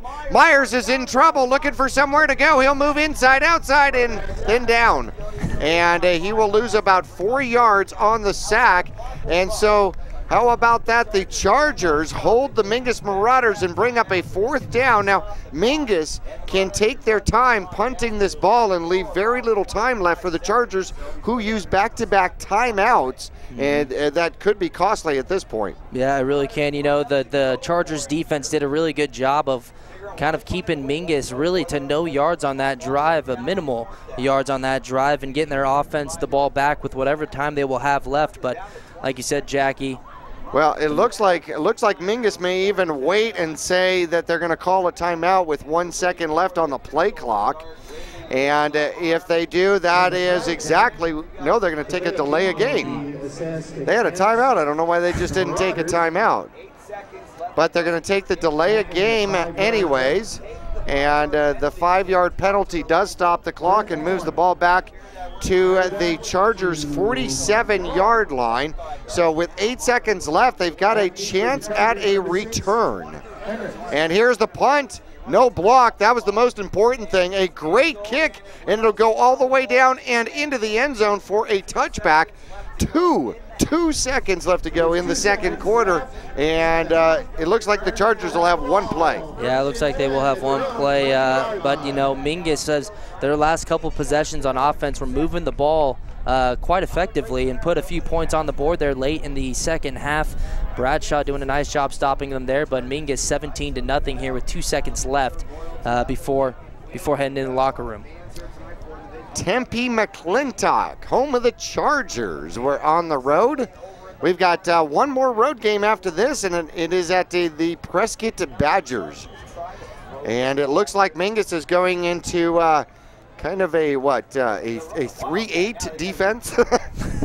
And there is the snap. It looks like the quarterback, it's a direct snap to Hendricks, and no, number 5 has the ball, and he's going to be Gerardo. MJ Gerardo will pick up about 6 yards and run out the clock. And we are into halftime here for homecoming for the Chargers from Tempe McClintock. Mingus with a 17-0 lead here on the road. We will take a break. We're going to come back into our Oxendale Chrysler Dodge and a Jeep halftime report after this. The Suzy Q Market is the most convenient stop for road trips, with 1,500 beverage selections and plenty of snacks. And save on Texaco fuel with your Safeway Rewards card. The Suzy Q drive-thru window is the most convenient way to pick up those essentials on the way home. Road trips start here. With something for everyone. At the Suzy Q Market. Remember, please shop local first. Go Marauders! Pawn Palace offers a wide selection of jewelry, electronics, musical instruments, firearms, and much more. And if you need money for that unforeseen financial burden, Tanner, Natalie, or Rob can get you a loan using your valuable items and collectibles. Scrap gold, silver, jewelry, guns, and electronics are all accepted. Visit Pawn Palace on Calvary Way at 89A in the Dome Building, open 6 days a week, and online at pawnpalaceaz.com. Taylor Waste has been voted the #1 residential garbage service 12 years in a row in Cottonwood and 8 years in a row in Sedona. Why? Because Taylor Waste always offers dependable and efficient garbage service and clean, eco-friendly curbside recycling and positive customer service. Taylor Waste offers a separate recycling container, and our recycling program is clean rather than commingled with garbage. To start service, call your locally owned Taylor Waste, dedicated to providing service tailored to your needs. Since 1993, Rice Accounting has been assisting Verde Valley residents with their tax returns. A proud part of the National Jackson Hewitt Tax Service, Rice Accounting can prepare all state and federal returns. They can file electronically or prepare paper returns. They're open year-round to assist you with personal and business taxes, quarterlies, payroll, and account services. Please come on in to Rice Accounting Jackson Hewitt Tax Service. We're open year-round for all of your taxing needs. Thank you. Welcome to the Halftime Report, brought to you by Oxendale Dodge Chrysler Jeep, your dealer for the people. Stick around for the first half recap, including Marauder highlights, scores, and stats.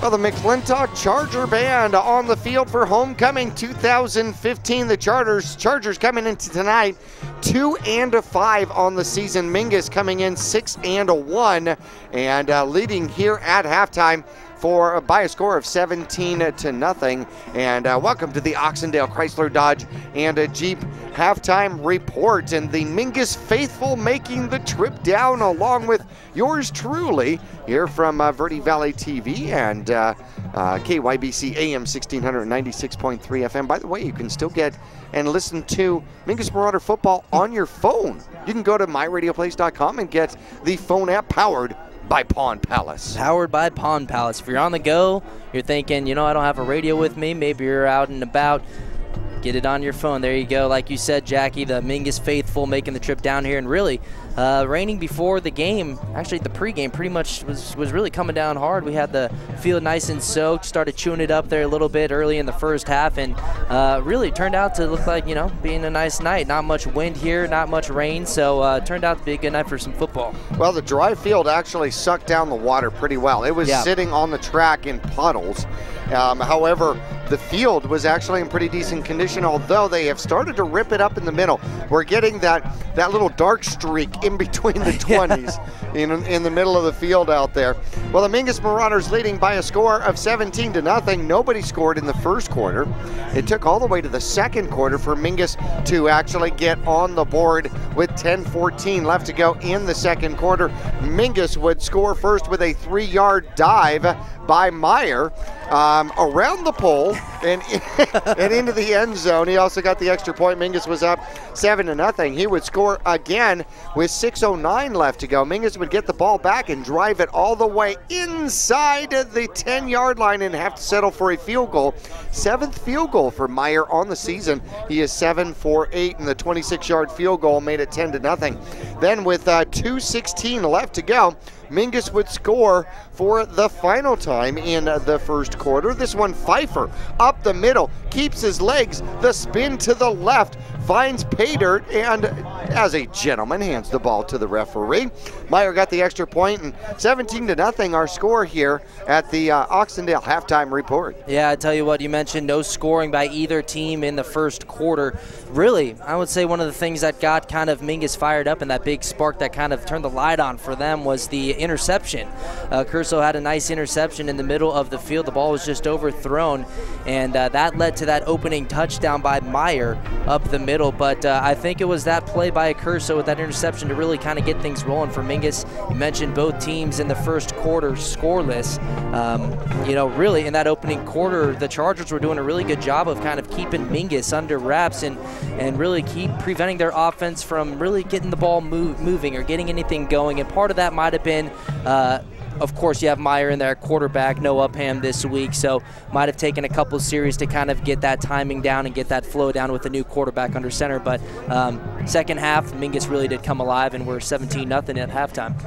Meyer taking all of the snaps this week in practice as Upham trying to deal with that back strain, and hopefully it is muscular. Ruiz, surprised to see number 18 in the backfield sprinting forward. He's got some yardage on the ground here in the first half. However, concerned with Galloway going off the field in the first half after a rather significant collision with the return man here from the Chargers, and it appeared to have been the left ankle that they were working on.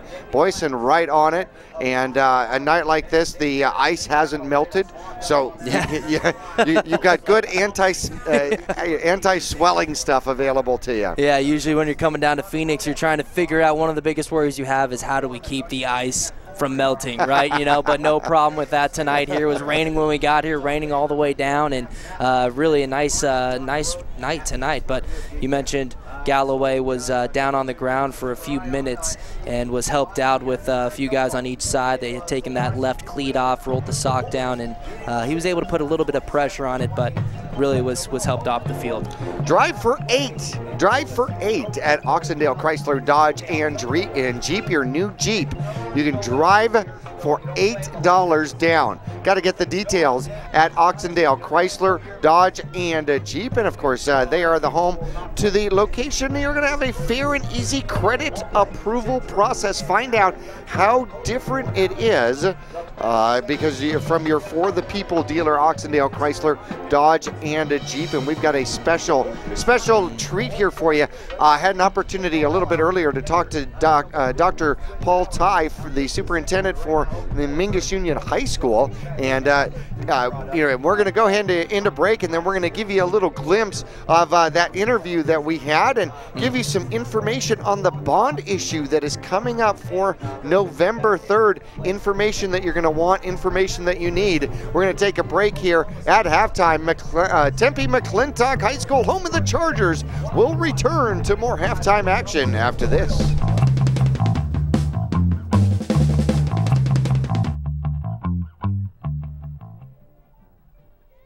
Everyone deserves to drive a nicer, newer car today. Hi, I'm Matt Oxendale. I offer solutions to the everyday problems that keep most people stuck in a car they hate. Hey guys. Hey Matt.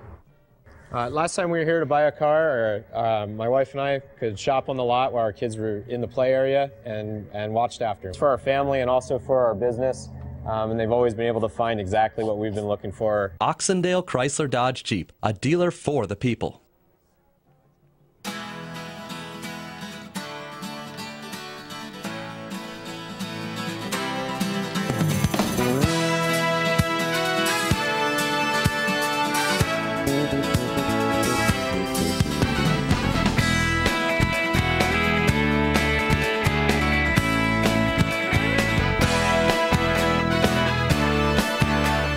Our whole team is here to help you get the most out of each workout. Here at the Cottonwood Recreation Center. Cheerleading, tumbling, gymnastics. We are Flip City Gym. We have classes for boys and girls of all ages and skill levels. Flip City Gym offers competitive co-ed cheerleading with world champion coaches. Ask about tumbling and gymnastics. Or our health and fitness-based academic preschool. The only one of its kind in Northern Arizona. Enjoy open gym Fridays and Saturdays. Stop by for your free class or find out more at flipcitygym.org. America's most innovative off-road vehicles are all on sale during the Polaris Factory Authorized Clearance. Get our biggest rebate ever on Razor XP 1000. Save $1,000 on remaining 2015s while they last. Get our lowest price ever on Ace 4x4. This all-new off-road experience is just $64.99 after rebate. Get the year's best deals during the Polaris Factory Authorized Clearance. Visit Cottonwood Motorsports at Route 260 and Western Drive. Digitel, a Verizon premium wireless retailer. Come in today and get on America's largest, most reliable wireless network. Get unlimited nationwide talk and text and devices from all the hottest manufacturers. Find Digitel, your local Verizon premium wireless retailer, in the Flagstaff Mall, in Cottonwood at 960 South Main Street, in Payson at 401 North Beeline Highway, Prescott Valley at Glassford Hill Marketplace, and in Prescott with locations in the Prescott Gateway Mall, and the shops at Prescott Gateway.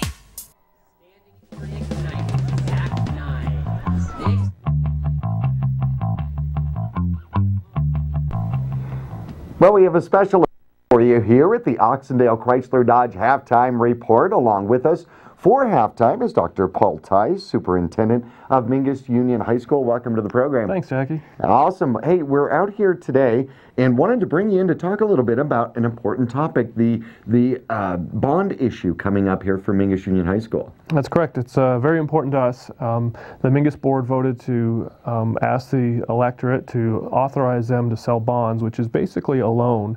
And the need for the loan really stems from funding cuts from the legislature. So there's actually a capital formula. Bond money can only buy things, so it's not for salaries, benefits, operational expenses, just to buy things. And I'll talk more about that in a second. But the cuts are not light. It's been since 2008. It is cumulatively over $3.5 million of unfunded capital money, such that the board said, well, we have no option but to ask the local taxpayers to fill in that gap. So like present year, it's about a $600,000 cut in our budget just for capital items. So over time, things that you would have normally replaced had it been fully funded, like school buses, that's the largest portion of the bond is for transportation. So buses, we also have a lot of other needs with the buildings, repairs. We looked for 10 years out.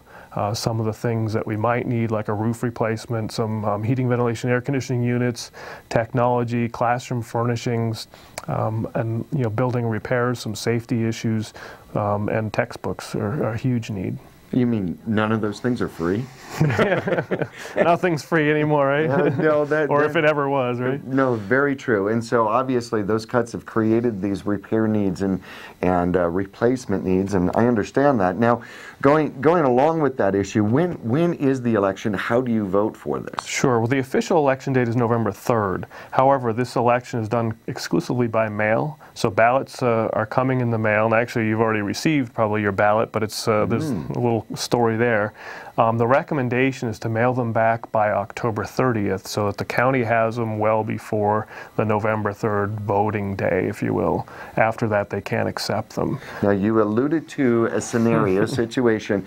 Apparently, there was a mail-in ballot that had gone out. That's correct. But not correct. What was incorrect about that? So there was an error made in the ballot language. So ballot language gets approved. It got approved last summer by the Arizona Legislative Council, and then it gets published in the voter information pamphlet. It was mailed out about a month ago, and then the county generates a ballot based on that language. Well, there was a discrepancy between the approved language and the language that got put on the ballot. So that nullified the ballots that were already mailed out. So the county has fixed it.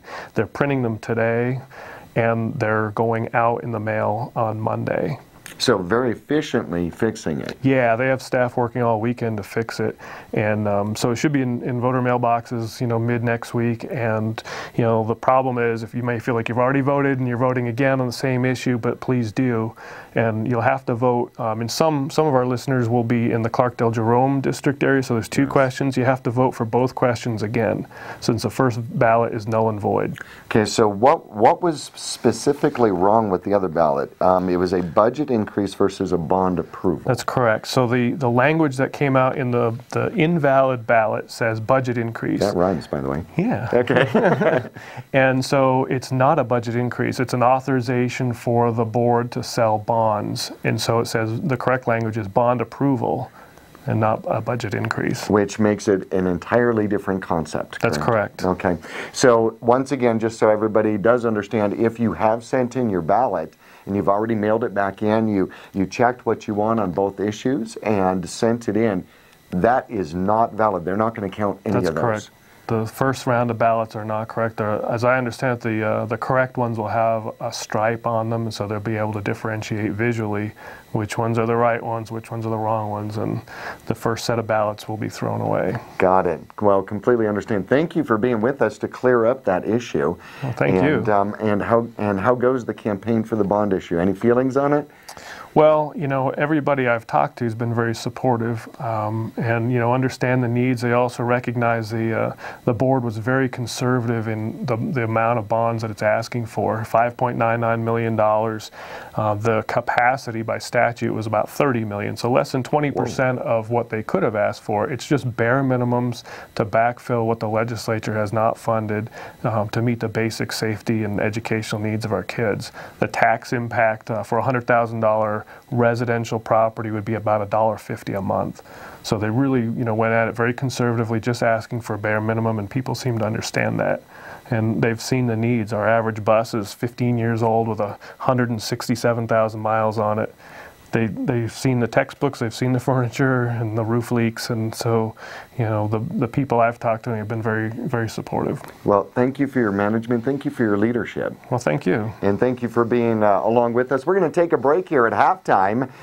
Here, the Mingus Marauders and Tempe McClintock. First meeting between these squads. We'll return to halftime after this.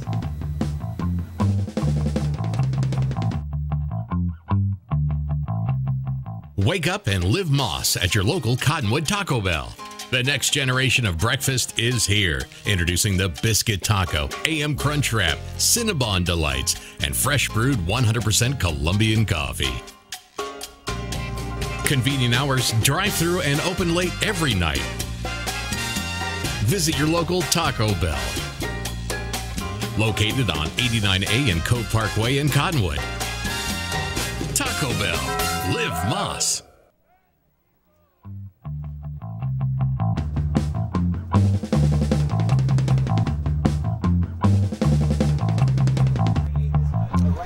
Back here in Tempe McClintock as the Mingus Marauders lead at halftime 17-0. Hey, I want to say a big thank you to our friends at Oxendale Chrysler, Dodge, and Jeep giving up some halftime time for an opportunity for Dr. Paul Ty to come on and talk about a very important issue, because those ballots went out. They were incorrect. Here's the deal. You know, if this is really the least expensive way that they could take care of it, was putting together this scenario and putting the ballots back out and redoing them, because I guarantee you it didn't matter which one, you know, which way any of this went, the Clarkdale issue or the Mingus issue, it would have come back. You know what I mean? You know, and it would have been contested because the verbiage was not correct. So what did you vote for? What did you really vote in? So, you know, this is, we got to build from here. But the most important message we can get out, and I think you've done a great job with it through the news department, is if you've already voted, it didn't count. Yeah, I mean, they're not going to recount those first ballots that you mail back. So, you know, a lot of people will kind of see a ballot come in the mail and might think, you know, okay, I already mailed this back. They must have just sent me a duplicate. It's not. I mean, it's a question that's fixed. You're not going to, your vote will not be counted unless you send back this second ballot. And like you mentioned, they fixed the language in it. And as the superintendent mentioned in that interview, great interview, by the way. I mean, thank you. Really great information there on a He's really good, huh? Yeah, he is. Wasn't me. A huge issue here. I mean, you know, as school districts across the state really hurting in funding, they aren't getting the money that they've been getting in the years past. And we see he talked about some of the repairs that really the school needs. And the only way to do that is to send in your vote, your ballot, whether, you know, whatever it is, but you just have to send it back. Don't just throw the second one that you get in the mail away, because your first one isn't going to count. The Mingus Loyal across the way here at Verde Valley TV talking about this exact issue. You can kind of read their, read their mouths. Now you're going to get a new ballot in the mail, right? Yes? Okay. Here at halftime, the Mingus Marauders leading 17-0. Let's take a look at some of the first half stats in this particular game. Homecoming for, but got to mention that. We've got homecoming here for Tempe McClintock as we bring up the stats. Nick Campbell, number 10, one of the football players, is the king, and he had to have a stand-in while he was in the locker room. And Taryn Tahanahui is our queen here at Tempe McClintock. And Pagan in the air is 3 for 6, 56 yards. He's got 2 interceptions. One of them, Pacheco picked off one, Romero picked off another with a long run back, and both of those put Mingus into deep into McClintock territory. On the ground, he's got 7 carries, 24 yards, 78 yards total, 56 in the air, 26 on the ground in the soggy mud bowl, as it has been called here. Now, Mingus has been able to get a little bit more offense going in the mud here, but it has been tough rowing. Yeah, no, I'm sorry, it really has been. I mean, you look at here, Meyer, he's in for Upham today under quarterback, 2 for 4 in the air with 56 yards. Alec Pfeiffer running the ball, 7 carries, 35 yards. He had a touchdown, and rushing total offense so far in the first half, 148 yards on the ground, 56 passing yards, 204 total yards, and I believe Meyer had a touchdown as well there to open up the game. So it was a, it was kind of slow moving, like you said. It took a while to get everything going here. Anytime you make a long trip down to the valley like that, it might take a little bit to add, a new quarterback under center there as well. But really, in the second quarter, that's when Mingus came alive and really put those points on the board, 17-0. Well, Mingus with 148 rushing yards, on pace for another 300 rushing yard game. We're going to take our final break here in the Oxendale Chrysler Dodge and Jeep halftime report. We'll return to Tempe McClintock after this. The Suzy Q Market is the most convenient stop for road trips, with 1,500 beverage selections and plenty of snacks. And save on Texaco fuel with your Safeway Rewards card. The Suzy Q drive-thru window is the most convenient way to pick up those essentials on the way home. Road trips start here. With something for everyone. At the Suzy Q Market. Remember, please shop local first. Go Marauders! Wake up and live Moss at your local Cottonwood Taco Bell. The next generation of breakfast is here. Introducing the Biscuit Taco, AM Crunch Wrap, Cinnabon Delights, and fresh brewed 100% Colombian coffee. Convenient hours, drive-through, and open late every night. Visit your local Taco Bell. Located on 89A and Cove Parkway in Cottonwood. Taco Bell. Live Moss. This has been the Oxendale Dodge Chrysler Jeep Halftime Report. We'll meet you back on the air as exciting Mingus Marauder football returns for half number 2 right after this.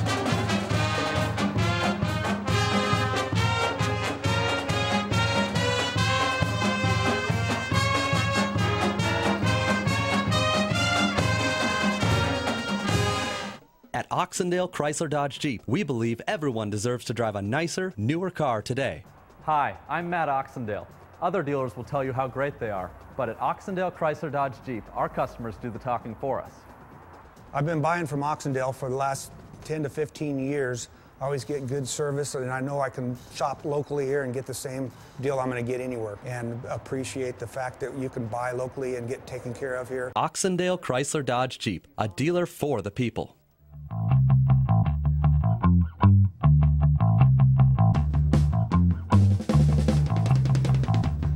Back here at Tempe McClintock as the Chargers looking to kick off. Hey, earlier in the game, one of the captains out here for the Chargers, Hakeem Matthew, thank you. Yep. Actually, the Honey Badger is his cousin, is what I have been told, which is absolutely phenomenal. Talk about royalty, huh? Yeah. Runs in the family apparently, just hearing that he has a great heart, one of the leaders of this team, and that hurts. We saw him out there at the beginning of the game. And the Chargers kick off. The Mingus Marauders bringing it back on the far side of the field across the 30 and down to about the 34. The short kickoff will be quickly brought back by the Mingus Marauders, and getting the ball back for Mingus on the kickoff return is Stabreth. And he gets a return. In fact, I haven't seen him return a lot. He's more of one of the up men on the special teams, but puts the Marauders in decent field position at the, it's close to the 33. And we got an update out of the Flagstaff Prescott game. Flagstaff leading 16-0. And that is over Prescott, correct? Yes, over Prescott. Mingus will take a misdirection. The second back through would be Clark, and that is only his second carry of the game. And Tristan Clark getting a good pickup as he'll gain 8, we'll call it 7, across the 40-yard line to about the 42. You mentioned earlier in the first half, Jackie, that it's really good to see Clark out here tonight as he took a big shot last week, had to sit out a couple plays, but he's back out there tonight, and good to see that. Of course, we had Trevor Galloway, who got injured on a big reception in that second quarter. He was down for a while, carried off the field, and he's on crutches now on the sideline. Meyer over center, first back through, and pushing his way toward the first down and then backward thrown backward, and the ball squirts out. But I think they blew it down and blew it dead. And the Chargers are not happy with that particular call, but forward progress apparently had been stopped at about the 43.5, 44-yard line. Well, that was number 34, Ramos, who came out with that ball and standing in the end zone, and pretty frustrated and upset that that was called down, as he was untouched and just kind of the only one running towards the end zone. He was standing there with the ball. A little upset and disappointed that they called the play down.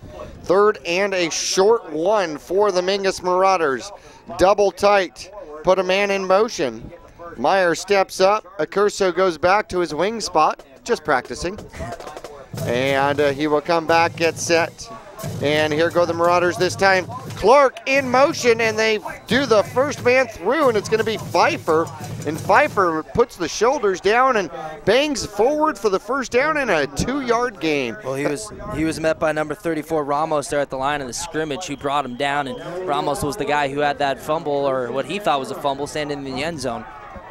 Tried to get it back, and this time not happening. Mingus moves the chains on their first drive here in the second half. Coming up on 10.5 minutes left to go. Mingus in the third quarter, leading 17-0 with the ball and the lead. Man in motion, first back through is going to be Pfeiffer, and the pile goes forward, and we'll call it a good solid 5-yard run for the Mingus Marauders. Leading the pack out there is Charles Hardy, just driving his man off the ball. Well, the Marauders right at midfield with that hard run for 5 yards by Pfeiffer. I mean, dead center in the middle of the field here as they line up, just getting underway here in the second half.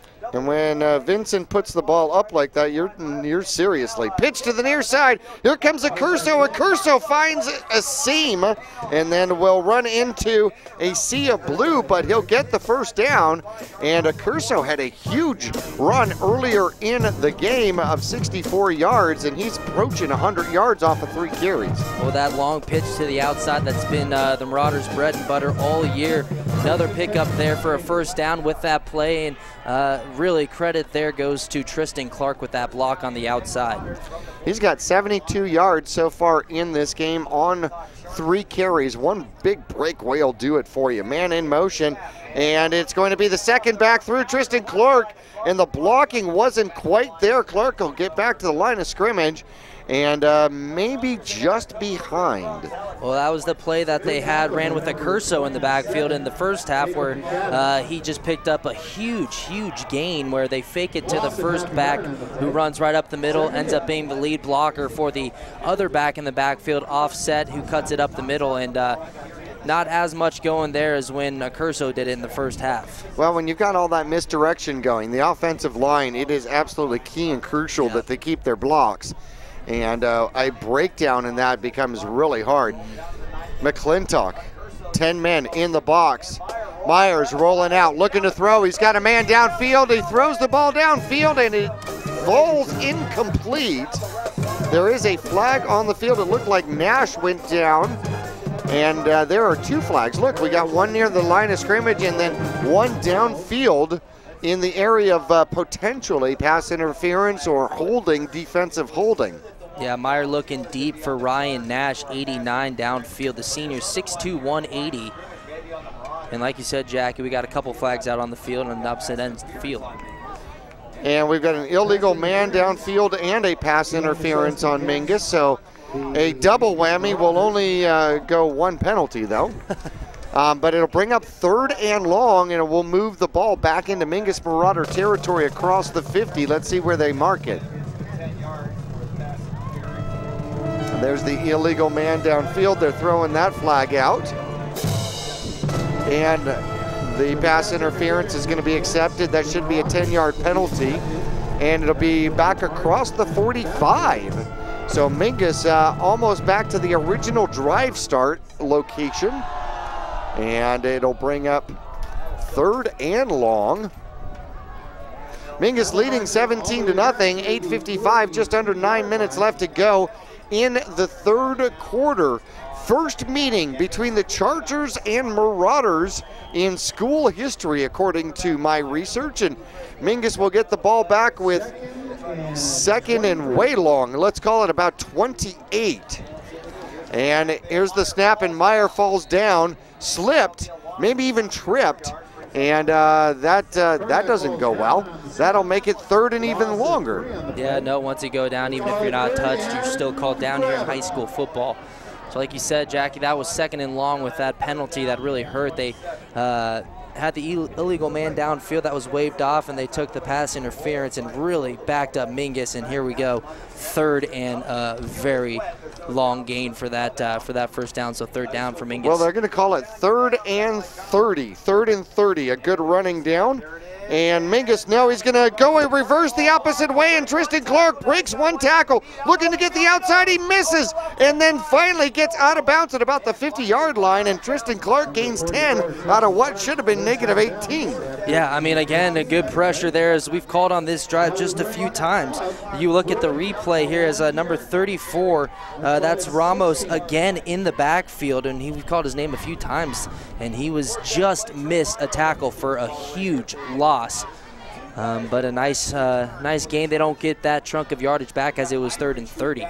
Meyer puts the ball up and punts it. A good punt, drives his man all the way into the 10-yard line. Good coverage by Tyler Kelly and Cole Phelps, and they'll push him out of bounds.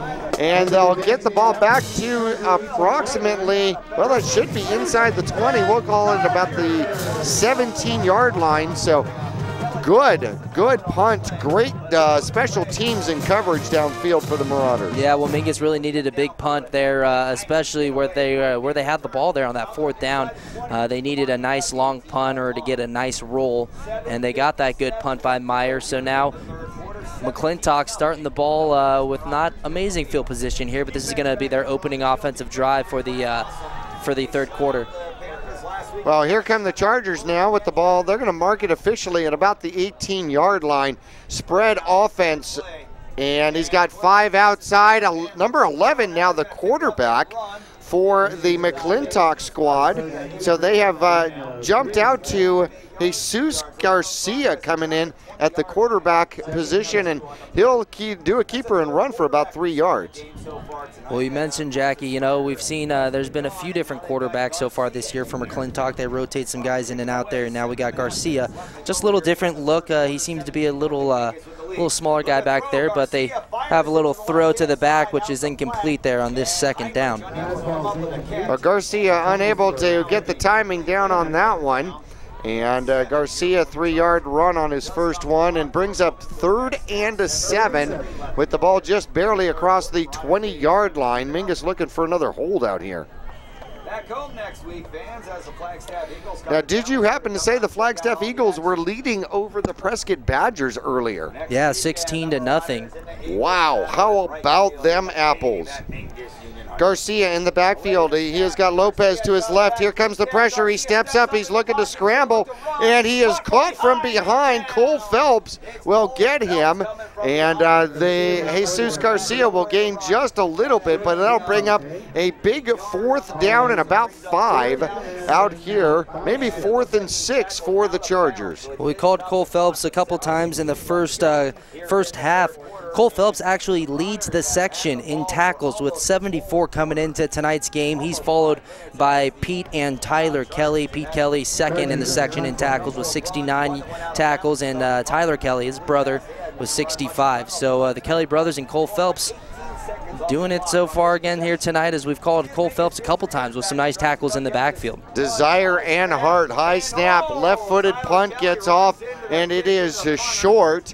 However, there is a flag in the backfield, and that may be for running into the kicker, and if that is, that will be an automatic first down for the Chargers. Yeah, their kicker, a little number 36, a little slow to get up. That's Jesse Vilches, who was really slow to get up. You mentioned Jackie hit there on the play. Well, that is the 5th penalty for the Mingus Marauders against, well, for the night, 50 yards of penalties for the Mingus Marauders here this evening.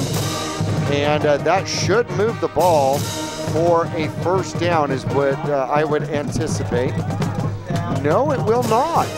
That's going to be just short there, Kyle. A 4th and 5, a 4th and long 5 makes it now maybe a 4th and 1. However, does it change the plan? Yeah, they got number 11 Garcia back there at the quarterback position, and let's see. Yep, McClintock's calling a timeout. They want to talk about this one as it's 4th and short.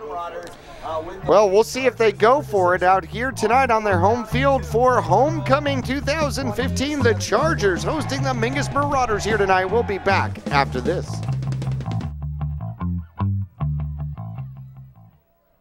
Taylor Waste has been voted the #1 residential garbage service 12 years in a row in Cottonwood and 8 years in a row in Sedona. Why? Because Taylor Waste always offers dependable and efficient garbage service and clean, eco-friendly curbside recycling and positive customer service. Taylor Waste offers a separate recycling container, and our recycling program is clean rather than commingled with garbage. To start service, call your locally owned Taylor Waste, dedicated to providing service tailored to your needs.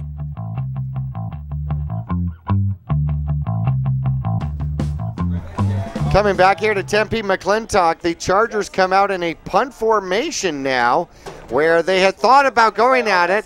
A high snap. Mingus does not bring anybody. A long punt with a good bounce, and Mingus is going to let it go, and then Chargers will run it down to about the 28-yard line. Good special teams play there by the Chargers. Kyle, though, with 6:58 left to go, just under 7 minutes left to go in the third quarter, with 4th and less than 1. Tough call for the new coach for the Chargers. That is a really tough call. I mean, you're on your side of the 50 and you're down 17-0. A nice punt there. You know, you wonder if what they do there if they go for it, and we saw them actually go for it on 4th down earlier in the game, and they converted it, but it turns out to be a really nice punt by Jesse Vilches, who's their kicker, their junior kicker there, pinning Mingus down at about the 28-yard line. Meyer hands the ball off, and with a good push is Pfeiffer up the middle, maybe just off the left-hand side, and gets up and hands off the ball as he puts another 4 yards into the stats for himself. Just trying to chip away here with a few yards here, a few yards there on the ground. 17-0, Mingus with the lead, so they're just trying to keep that clock rolling as we're approaching 6.5 left in the third. Pfeiffer, second time, he'll get the first down, and the ball did come out. Saw that real quickly, but I think he got back on it. No, receiving, actually getting the ball for the Mingus Marauders coming up with it is number 72. Saving possession for the Marauders is the left tackle, Jordan Taylor. Well, he really saved it on that one, as if, you know, if McClintock comes up with that ball on the ground, and they're looking at great field position, trying to punch it in for some points, but instead, Mingus recovers it. Well, they're going to bring out the chains to measure this one. They call the chains out as to where the ball was actually recovered. And the extra eyeballs. Uh-oh, we got a Charger right in the way. You got a better angle. There we go. Thank you. I think I heard you, Jackie. And now I've got 4 pant legs in the way. And it's still a first down. I had no chance to call it. I had no chance to call it. There was absolutely no good angle from here. But Mingus picks up the first down, pops out the ball, but gets it back. So it favors Mingus on that particular play. That could have gone real bad for Mingus. Instead, Myers will put Clark in motion, and he'll keep it himself this time. Bounce to the outside, take on 1 tackler, take on 2, and then fall forward. And we'll give it, about another 4.5 yards for the quarterback for Mingus. Well, Meyer really had to work for those 4 yards. He went off tackle a little bit, ended up bouncing it to the outside. He got hit about a yard past the line of scrimmage. And again, we got a flag for holding against Mingus. So, man, you know, they really turned here late in the second half. They started to just rack up the penalties, and it's continuing here in the third quarter. It is indeed. That is a 6th penalty against the Mingus Marauders. And so 1st and 20 now, as Mingus trying to challenge its own offense out here on the field. double wing once again, one receiver to the near side, and there is the snap. Looks like Myers fakes the pitch. He's looking to roll and got nowhere to go, so he's going to run and get what he can.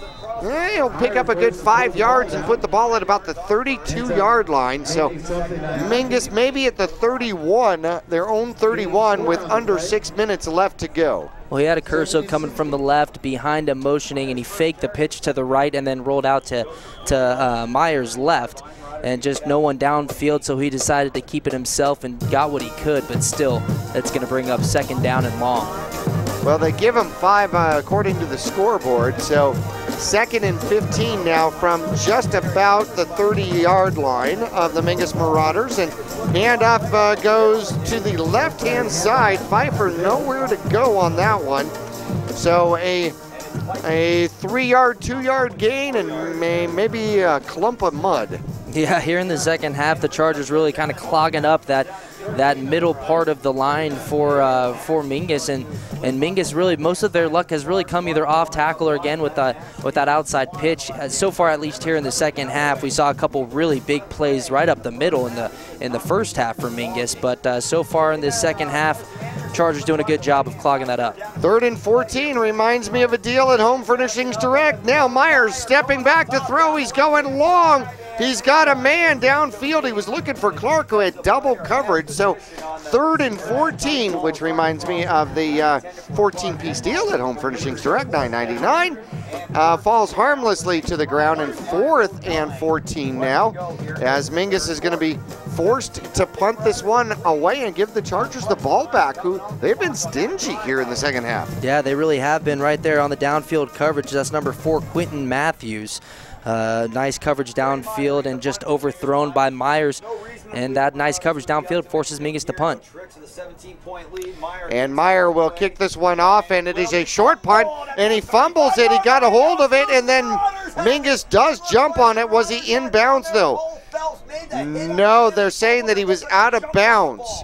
They said that the ball actually went out of bounds from the return man. Cole Phelps was in. Wait. They may have just reversed that. The first referee, the line judge, said that it was Charger ball, and I believe after discussion has turned the other way.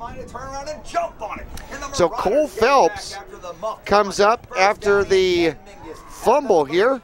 Meyer got a great punt off, got the ball all the way down to the 35-yard line, and then should have probably let that one roll. He didn't, and it short hopped him, hit him in the shins, and Phelps got on that ball before it went out of bounds. So Mingus will pick up the ball at the 39-yard line of the Chargers and start from there. They have Pollock on the near side. Meyer coming back, looking to throw the ball. He throws it downfield, and he's intercepted. Chargers coming the other way. Near side, a stiff arm keeps him inbounds and across the 45-yard line. Closer to the 40-yard line, and Meyer throws his first interception of the game. A mishandled throw overthrew Clark and playing center field out there for the Chargers, and they'll pick up the interception. Yeah, that's number 6, Kevin Hendricks there on the interception. I believe he was the guy back there who muffed that punt and gave it to Mingus there, who recovered that punt. He follows it up and redeems himself with a pick off the very next play. Isn't that the way life goes, huh? Yeah, you know, just constantly trying to redeem yourself, and he does so there and puts himself and his offense in position here. 17-0 left.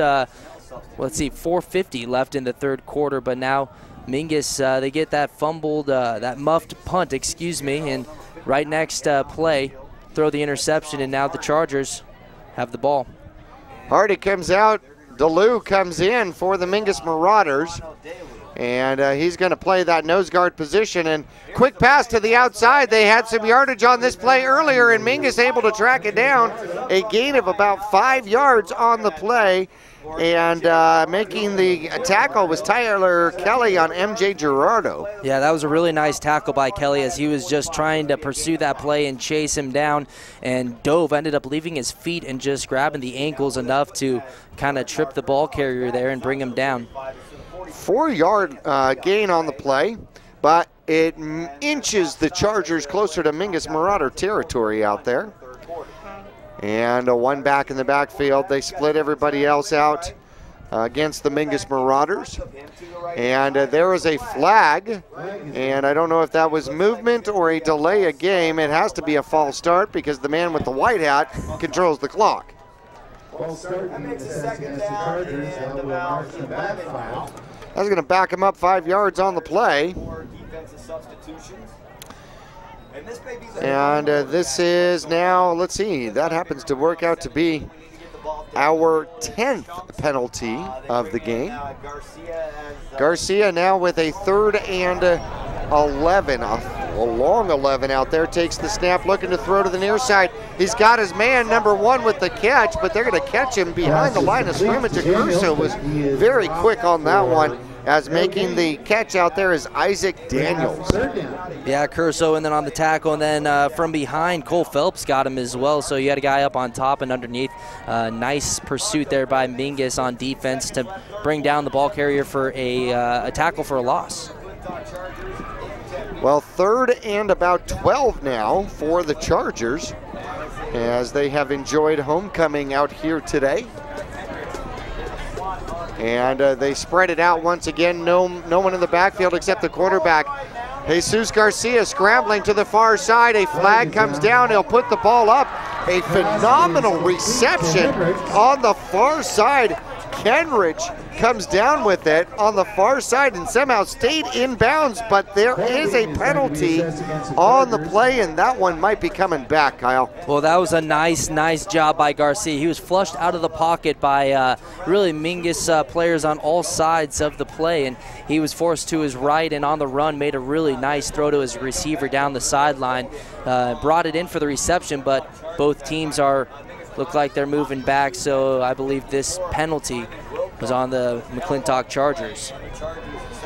Well, that's disappointing for the Chargers. They had that first down. Now it's going to come 3rd and, well, nearly a 40-yard sprint.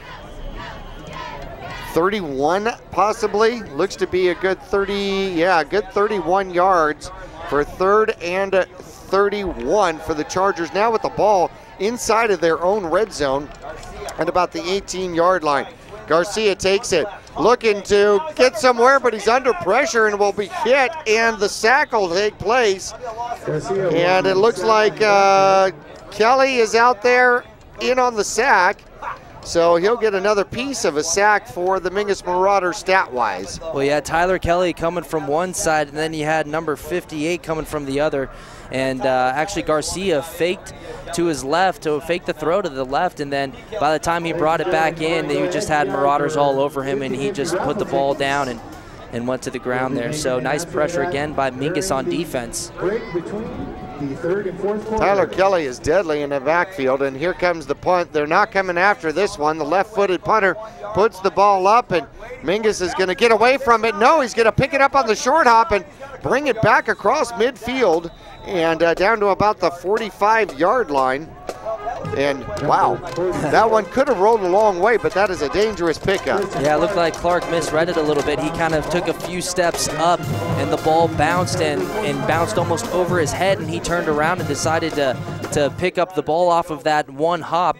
And once he did, he got a few yards. But, you know, again, we talked about it. If you aren't sure that you're going to be able to get a punt, field a punt with a clean bounce, don't touch it. That one happened to just land right into Clark's hands.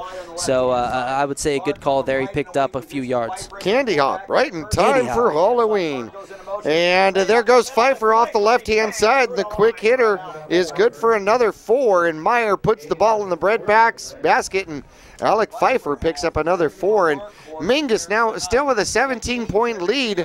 The clock starting to become an issue out here for the Chargers as 2:40 is left to go in the third quarter. Well, you know, Mingus they keep running the ball, putting it on the ground, and that's what they do right here on first down with Pfeiffer. He picks up 4, bringing up 2nd and 6. They put Tristan Clark in motion, and Myers is going to make a late pitch out to Tristan Clark. He's got a man to beat, slides forward on the inside and be close to that first down. I don't think he's quite got it, though. Pitch to the left side. Meyer waiting until the very last second to make that pitch to Clark, and Clark had some open field briefly, and then the over pursuit by the McClintock Chargers defense prevents him from getting that first down. I mean, he tried cutting it back inside to pick up that couple extra yards, but he was stopped just about a yard and a half shy. Well, you got Pfeiffer in the backfield, Accurso on the near side. Myers puts Clark in motion, and there goes Pfeiffer. Pfeiffer runs into a wall. They yank him backward, but the mark on the far side of the field might be good for a first down. Oh, that was Cole Phelps, pardon me. Cole Phelps will pick up the first down for the Mingus Marauders. If that's the spot, yep, there's the indication. Mingus moves the chains. Well, Cole Phelps got the ball, covered it up with two hands right away, and kind of ran into a wall. That wall just so happened to be on the other side of the first down marker, and he was stopped, I mean, right when he hit that group of players. And you could see there, if you were looking at it, the McClintock Chargers trying to rip that ball out. Definitely looking for a turnover are the Chargers. Mingus trying to protect the ball. There's the snap, and Cole Phelps breaks one away and off the inside, and picking up a good gain for the Mingus Marauders is Cole Phelps, and that could be close to another first down. That'll move the ball inside the 25-yard line. Mingus driving again, so inside the 25-yard line of Charger territory, and Cole Phelps adds another 11 with this carry. So apparently Cole is going to get some duty here. They've been kind of rotating that fullback position. Yeah, they really have been, and they've been doing a good job on this drive specifically, really eating up the clock, as now we're under a minute left in this third quarter.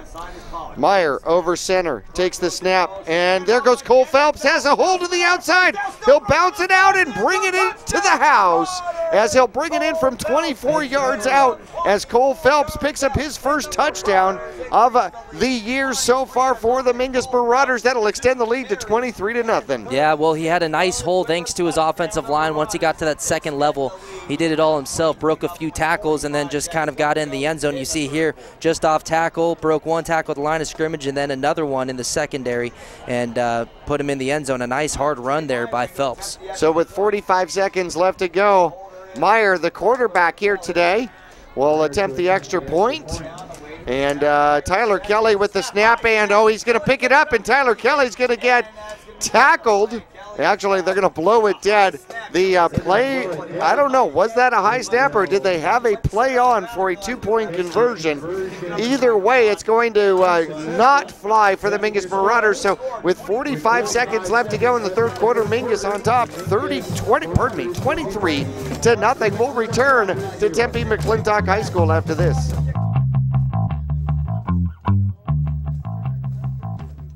People often refer to Larry Green Chevrolet as the people place. Keeping that reputation is a priority in the community and with every customer that comes through the door. If you're on the market for a new or pre-owned car, truck, van, or SUV, you'll find their selection extensive and their sales team professional and courteous. You can also count on excellent after-sales service. Visit Larry Green Chevrolet on Highway 260 next to Walmart in Cottonwood.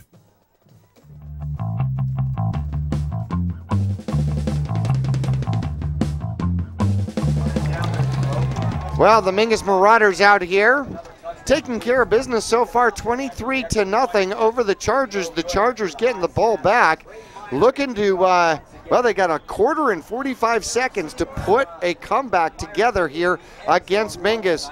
Meyer will kick this one off, and it'll come down to the end zone, but will be run out. It's Lopez weaving and jiving and getting to the near side, and now he has got some blocking, tries to cut it back, and Mingus will finally cover it up.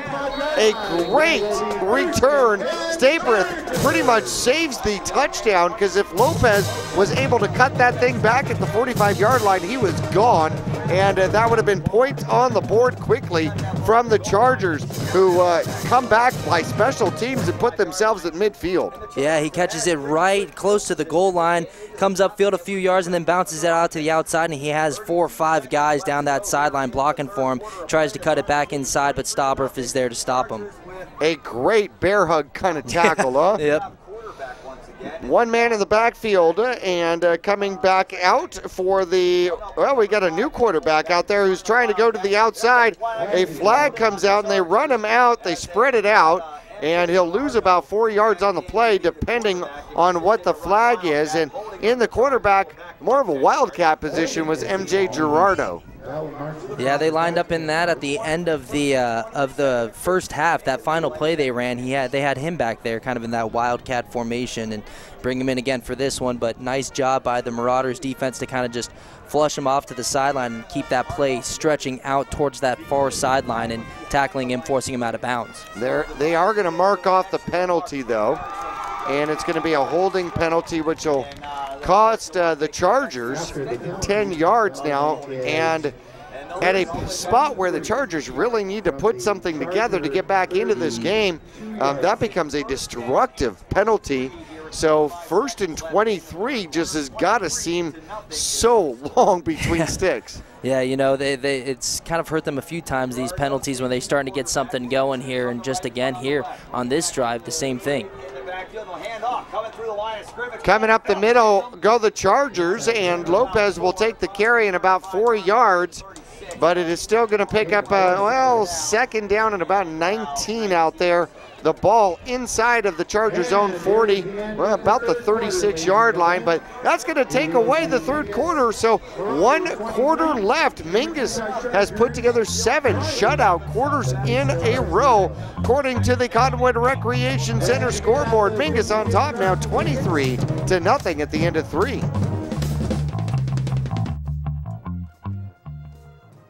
Digitel, a Verizon premium wireless retailer. Come in today and get on America's largest, most reliable wireless network. Get unlimited nationwide talk and text and devices from all the hottest manufacturers. Find Digitel, your local Verizon premium wireless retailer, in the Flagstaff Mall, in Cottonwood at 960 South Main Street, in Payson at 401 North Beeline Highway, Prescott Valley at Glassford Hill Marketplace, and in Prescott with locations in the Prescott Gateway Mall, and the shops at Prescott Gateway.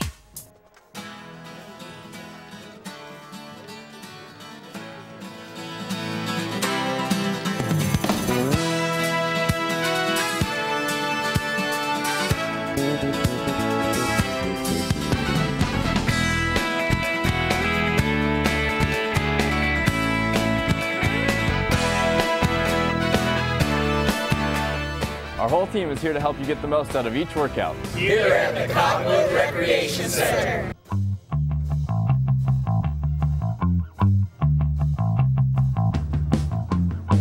Mingus in a 3-5 defense facing the Chargers. MJ Gerardo will take the pitch, and looks like Lopez will get stopped right there very quickly. Cole Phelps getting back into the backfield, making another tackle for a loss, and the Chargers struggling now with 3rd and even longer 24. Yeah, Cole Phelps was like in the backfield right when the ball was snapped, waiting for that pitch. We got a couple updates scoring. Flagstaff at halftime, Flagstaff leading Prescott 16-0 at halftime. Bradshaw Mountain kind of took off over Cocoa 49-20 in the 3rd. Holy cow, the Badgers struggling with the Eagles. How about that one? MJ Gerardo is going to do a keeper, and he'll come off the left side tackle and moving and jiving in a great gain. Unfortunately, it was just too far to go. That'll bring up a 4th and about 15, and 9 yards on the carry. It looks like Tyler Kelly on the tackle. Yeah, they had a couple Marauders in the backfield, but Gerardo did a nice job of evading them and really preventing a tackle for a loss, turning it into a gain, but still they have a ways to go for that 1st down.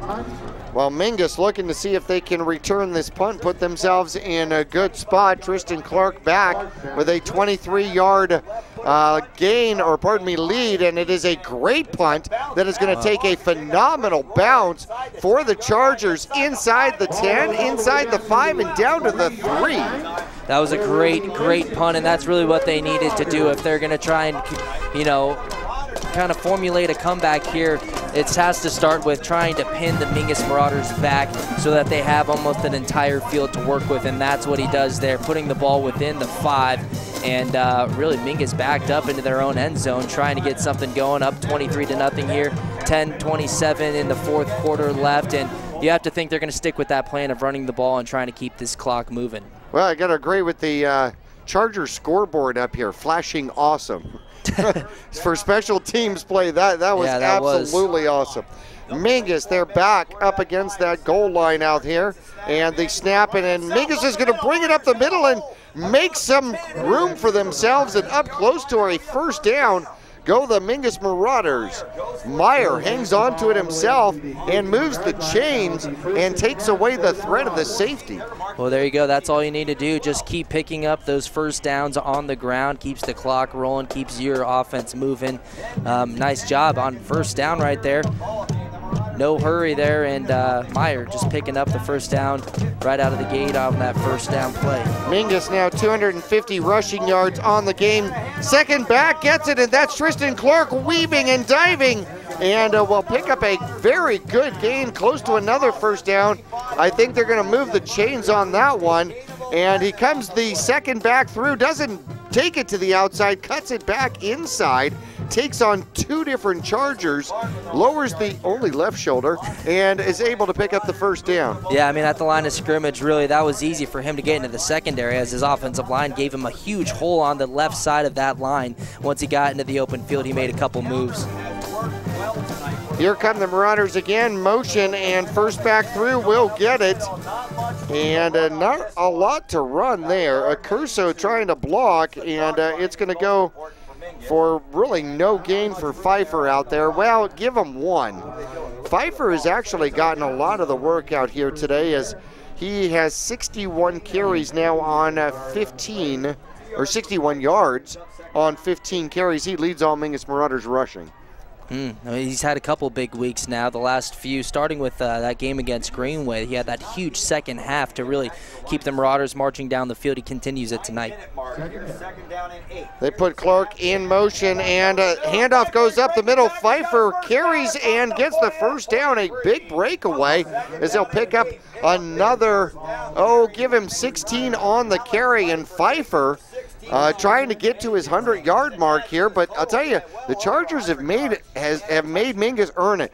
Mingus has not broken away. Coaching staff for Mingus was talking about the speed of this Charger team, and you've seen it on defense. Yeah, well, I mean, I was just gonna say, Jackie, that speed. I mean, anytime it looks like, other than a few big plays for Mingus, but anytime it looks like their running backs are gonna break away for a big play, that just closes because of that speed. Curso in motion, goes the opposite way, the misdirection. Clark will pick a pretty good gain, give him 5 more, and Clark now with his 5th carry in the game. Yeah, Clark's looked pretty good tonight so far on his 5 carries. I mean, it's really good to see that. And here in the second half, a few nice carries, as right there, a good hard run for a good pickup. And once again, Mingus keeping the ball moving on the ground, and now we're approaching 8 minutes left in the 4th quarter. They are chewing clock. You can hear the crunching of the springs as Mingus is Big Red moving the ball and doing it effectively on the ground. And they're going to keep it. It looks like Myers is going to keep it. Had me full up the middle. He's got a first down and so much more inside the 30. And they're going to stop his progress at about there. Give him about 22 yards on the carry. And Meyer had everybody fooled. Phelps got walloped up the middle. Cole Phelps got walloped there, and Myers kept the ball himself as the defensive end bit, and then he weaves and dives, and better hang on to that ball, young man. Yeah, I mean, he really kept the ball in the arms of his running back there, and then the very last second pulled it out and took it himself down the left side of the field, had a couple blocks downfield, and then really after he was tackled by a few guys, he kept those feet moving and picked up another 5-10 yards. Well, he's now got over 50 yards on the ground and 50 yards in the air. Is the junior for Mingus, and he'll take the snap and set first back through. Will get a good drive, and Mingus is still trying to push the ball forward, and finally they rip him out. Phelps Cole will pick up a good maybe 7 before he ends up going backward and driven into the turf. Yeah, he kind of got stood up there. He had the whole defense of the Chargers trying to push him backwards. Then his boys on the offense tried pushing him forward. And he was kind of just getting shoved all around there, but a nice run. Phelps, a hopeful for the Mingus Marauders' future, just the SO, the sophomore for the Mingus Marauders, now in the backfield. He's got 4 carries so far for 43 yards. Curso goes into motion, and the fumbled snap. And Mingus is trying to get the ball back. Phelps lost his helmet somehow. Not exactly sure where that went. We're going to see if that becomes, if Mingus was able to get on that ball or if it becomes Charger ball. They're going to place the ball just outside the red zone at the 21-yard line of the Chargers. And Mingus somehow keeps a hold of that ball, so somebody got on it for the Mingus Marauders. Check with the truck and see if they Well, here's the replay, and the ball does bounce forward, and it appears as though Vincent may have actually got on that ball. Yeah, Cole Phelps jogging off the field. Sorry, Jackie, there. His helmet did come off on the play. He tried staying out there as long as he could before the ref was like, sorry, man, you got to sit out of play. Well, it almost like Vincent didn't let go of the ball, or somehow it just followed him, but wise enough to get it. So 3rd and short, and this is actually key for the Mingus Marauders if they can pick this up. And Myers is going to keep it himself, and they'll bend him backward, but he'll pick up the first down and able to get and move the chains for the Mingus Marauders inside the red zone again. 5:21 left to go. Mingus is up 23-0 over the Chargers here at Tempe McClintock. Well, Mingus started backed up inside their own 5-yard line with over 10 minutes left in this 4th quarter. They're now inside the 20 with 5 minutes left in the game. And here comes Meyer. He's going to hand up the middle, and breaking it away goes Phelps as he goes over the left-hand side. And a great gain by the Mingus Marauders out there, as the left-hand side has been a location of preference, especially in this drive. So that's going to get inside the 10-yard line down to about the 6-yard line. It'll be 1st and goal from there as Phelps picks up another 12 yards on the carry. Well, you mentioned Jackie. Cole Phelps really put in a lot of work in kind of the future of the running backs there, sophomore. He came into tonight with only 70 yards. He's more than doubled that on the ground. Well, not only that, but he leads the Mingus Marauders in tackles as a sophomore. Here goes Meyer.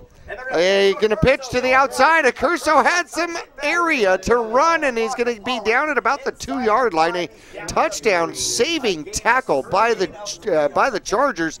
I think he should have gone to the outside. I think he had more room outside. Yeah, it looked like he was going to keep stretching that out to the outside, but he decided, looked like he saw a little bit of a hole upfield, and he took that cut. But a nice job by the outside linebacker there, just staying home and squaring up with them and making the tackle. Curso, that is only his 4th carry of the game.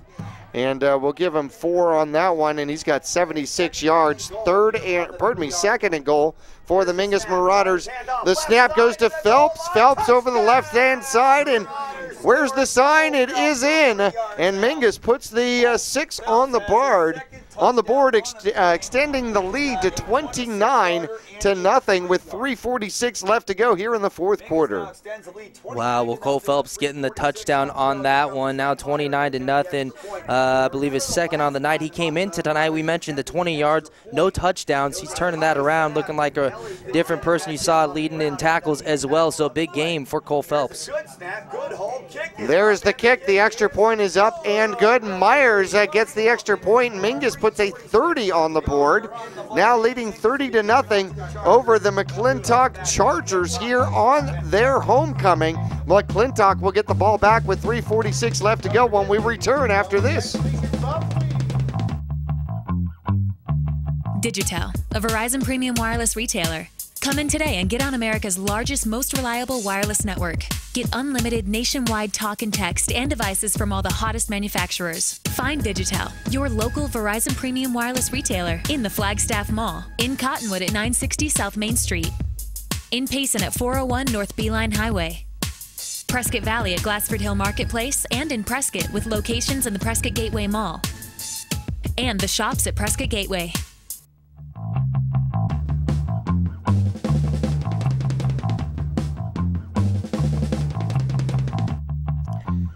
Well, the last kickoff, Lopez almost broke it for the Chargers. Looking for some special team fireworks out. Here are the Chargers. There's the kickoff. It is deep, it is high, but it is somewhat short, and it comes down to the far side of the field. Number 28 with the ball, trying to find the sideline, gets hit and then finally knocked out, but a good gain, bringing the ball back near the 40-yard line for the Chargers. Yeah, nice hard return. That's 2 in a row. Jackie mentioned number 22 on the return. Just the one before that almost took it to the house. 28 now, putting his offense in good position here to put some points on the board, which they're still trying to do, 30-0. But really, Jackie, it seemed like anytime they get anything going offensively, they end up, penalizing themselves and backing themselves up. And it's really kind of made it difficult for McClintock to get anything rolling. Jacob McAdams getting a little help off the field at this particular point. Came to the near side, number 27, hobbling after that particular play. And they're going to place the ball at the 37-yard line, and the Chargers will take over on their own side of the field with 3:40 left to go and a 30-point deficit, trying to get on the board and knock out the shutout for the Mingus Marauders. There's the snap. They're going to hand it off to Lopez, and Lopez cannot get past Tyler Kelly, who, as a gentleman, picks him up right after the play, and it'll be another negative loss on the play there of 1, and the Chargers running out of time here. Well, Lopez was really just trying to go either off tackle or just to the outside of that tackle on the left side, and really Tyler Kelly was just sitting there waiting for him and made the tackle, like you said, helped him up. I think he lost his footing and slid into Kelly. But Kelly will take the unassisted tackle. They'll screen pass to the near side. A little bit of running room, found a hole, and then the previous quarterback will pick up the first down out here. Oh, I'm sorry, that's Francisco Reyes with his first reception of the game, and he'll pick up 12 yards and the first down and move the chains for the Chargers. Look at the replay here. Isaac Romero almost tipped that ball and disrupted that pass, but it just got outside of his reach, and that was a good little play and pickup there for McClintock, about midfield. 2:43 left to go. Just barely on the Chargers side of the 50-yard line, and a direct snap, wildcat formation, and it looks like Gerardo will pick up a good solid 5 yards, with Tyler Kelly picking up another tackle for the Mingus Marauders. We said Tyler Kelly again, another tackle for the Marauders. I mean, he's had a really big night. A few Marauders here tonight having good games on both sides of the ball, but Tyler Kelly, he's just really keeping that nice contain on the outside all night. Another sophomore for the Mingus Marauders. How about that? Out of shotgun goes MJ Gerardo. He finds a hole, and he calls his own number, and he gets close to a first down, but short by about 2. We'll call it 3rd and 2 as the Chargers are into Mingus Marauder territory at the Marauder 42-yard line. And he hits that hole so quick. It looked like he was going to run that play to the right side, and great job by the Marauders just staying home and not abandoning the middle of the field, because once you thought he looked like he was going to go outside, he cut it up middle. Kramer gets a hand on him, takes him down. Now Gerardo throws to the near side. Second reception out there and a first down very quickly for the Chargers as Reyes gets his second catch on this particular drive. Number 46, Bryce Kramer in on the tackle. One Marauder shed a tackle on the outside and just missed the tackle, but right behind him was Kramer. And we got a timeout on the field with 1:28 left. Well, looks like the Chargers trying to figure out how do they get to the red zone from here. And they're going to put together a plan. Mingus trying to preserve the shutout. We'll find out what happens when we return to Tempe McClintock after this. America's most innovative off-road vehicles are all on sale during the Polaris Factory Authorized Clearance. Get our biggest rebate ever on Razor XP 1000. Save $1,000 on remaining 2015s while they last. Get our lowest price ever on Ace 4x4. This all-new off-road experience is just $64.99 after rebate. Get the year's best deals during the Polaris factory authorized clearance. Visit Cottonwood Motorsports at Route 260 and Western Drive.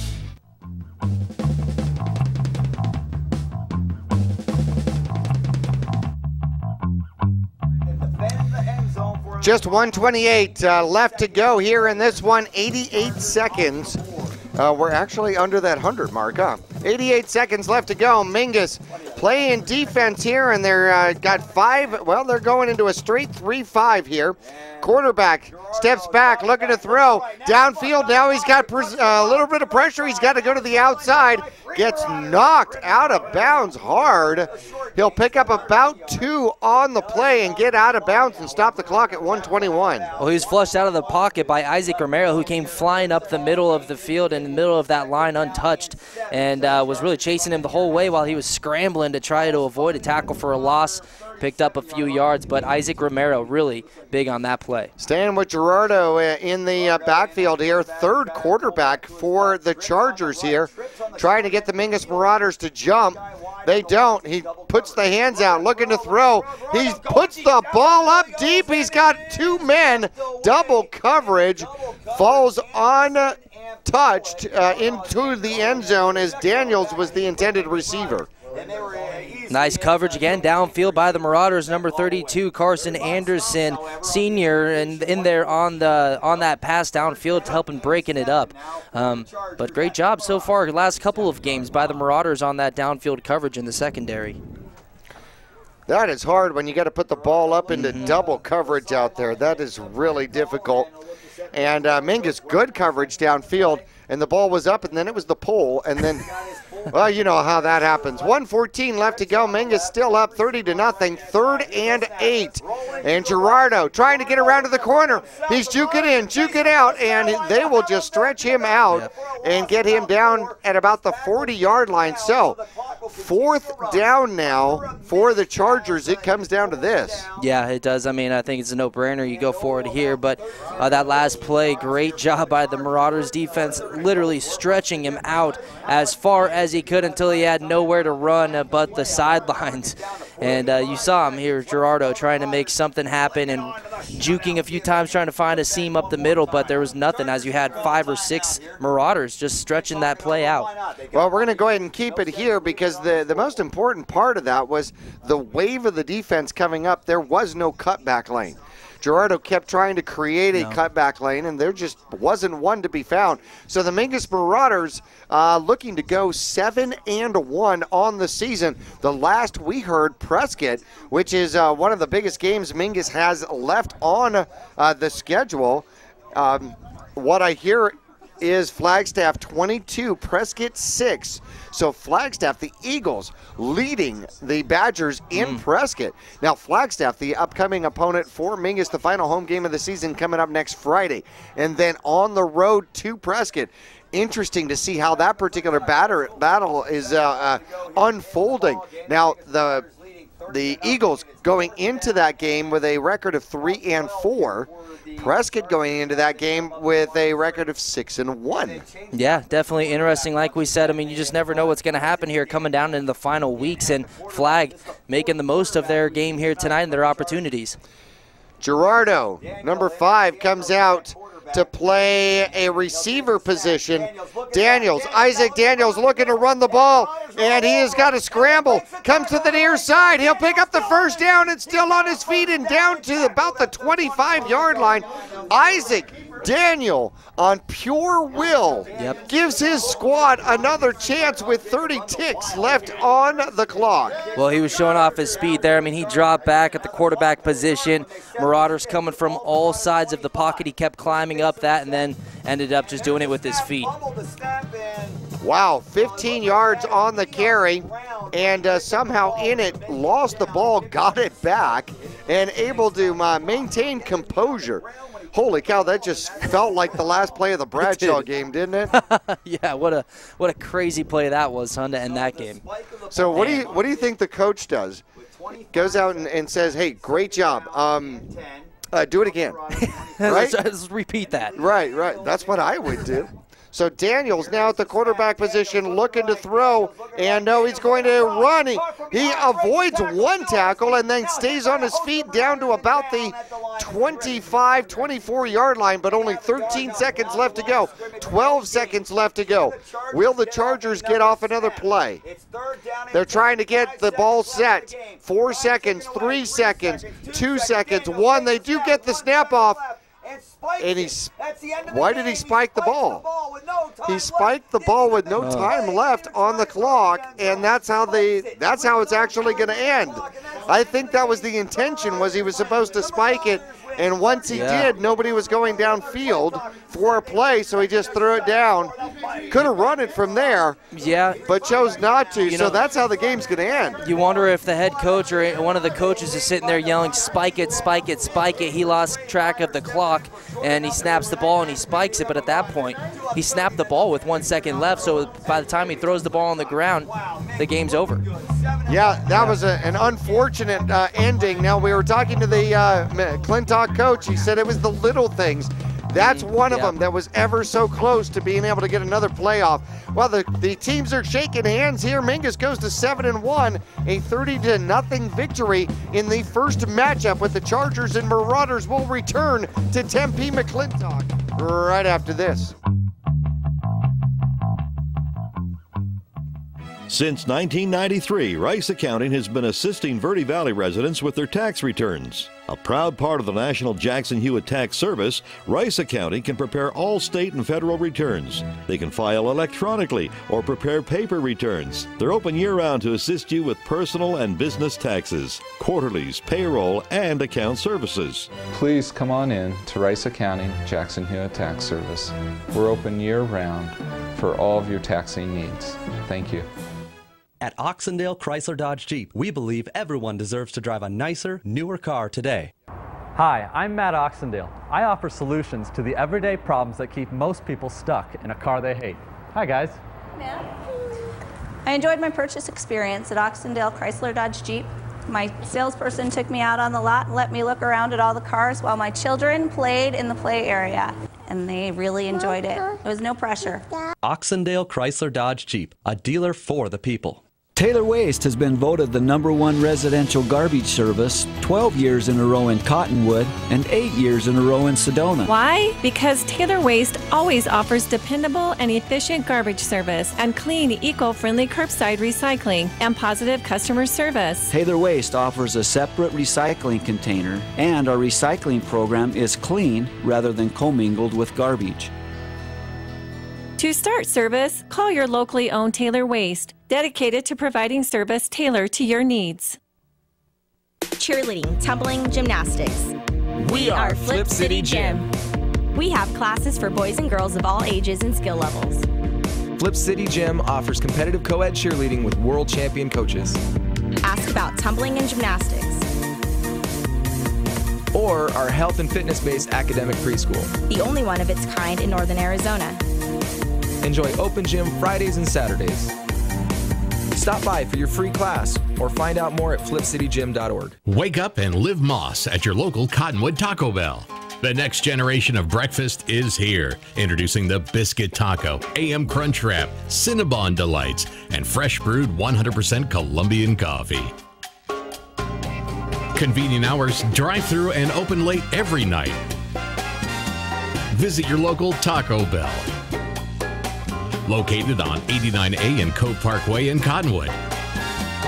Taco Bell.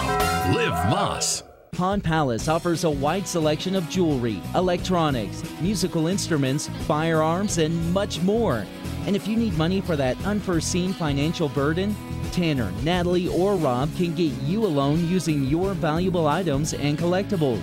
Scrap gold, silver, jewelry, guns, and electronics are all accepted. Visit Pond Palace on Calvary Way at 89A in the Dome Building, open 6 days a week, and online at pondpalaceaz.com. It's time now for the Digital Post-Game Report. Stay tuned for the Marauder Wrap-Up, game highlights, and the Digital Player of the Game. The Digital Post-Game Report starts now.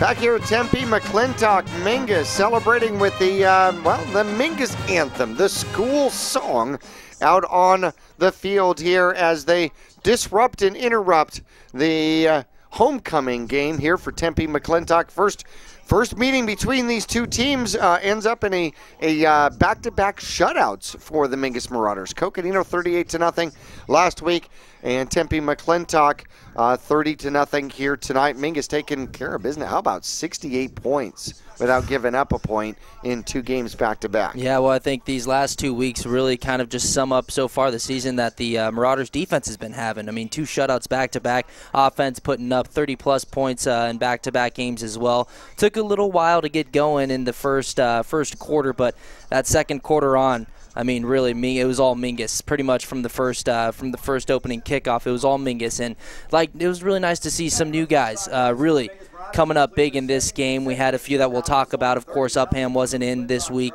Meyer, I feel like, did a great job. It took a little while to get going and that timing and whatnot, but once he did, he did everything that he could, and he played a really good game controlling this offense in this game. Third quarter, you were talking about it. Mingus took almost the entire third quarter. And actually, I'm going to give credit to the Chargers. They came out in the third quarter and played their hearts out, held Mingus to just 1 score in the third quarter. It came with 45 seconds left. A 24-yard sprint by Phelps. Cole Phelps getting an opportunity to run the ball, and he'll pick it up, go off the left-hand side, gets a block downfield, cuts in between would-be tacklers, and 24 yards with the touchdown. And Mingus with the went for the extra point, 2-point conversion. Not sure either way. The extra was no good. Mingus led 23-0, and then with 3:46 left to go, Mingus puts together a 97-yard drive, and this one capped by Phelps. Again, his second touchdown of the second half, 2-yard dive, and the extra point was good. And at the end of the game, Mingus, halftime, they led 17-0 when we were in the Oxendale halftime report. And here in the Digitel Premium Verizon Wireless postgame report, Mingus finishes with its second shutout of the, second shutout in a row, third shutout of the season, 30-0. Yeah, I mean, and it really could have been more than 30-0. I mean, they had a few drives. I mean, I think 2 or 3 off the top of my head where they're moving the ball down the field. A few big penalties really kept them from going into the end zone. They had 1, maybe 2 touchdowns that were called back because of penalties. But needless to say, they really controlled that second half. And you mentioned going the length of the field, finishing it with a nice touchdown run by Cole Phelps. Mingus went pretty much the length of the field, and the biggest thing with that and really their control of the second half was managing the clock. I mean, they got it done on the ground and just kept that clock running and really prevented McClintock from getting anything going on offense and even attempting to form a comeback here in the second half. Well, honestly, Mingus only put the ball up in the air 5 times here today. And, a win against Coconino, and Mingus actually dropped 2 points in the power points last week. Now, a win over another 2-win team, Tempe McClintock, with a little bit more power points, but nonetheless, Mingus, trying to at least maintain a middle-of-the-road here spot in the playoff picture here. What it's going to take to get a home game and be in the top 8, oof, that is hard to say. Hey, we have got some stats coming up for this one. A look for the final 2 games of the season and what's on tap here for the Mingus Marauders. We're going to take a look at all of that when the Digitel postgame returns after this.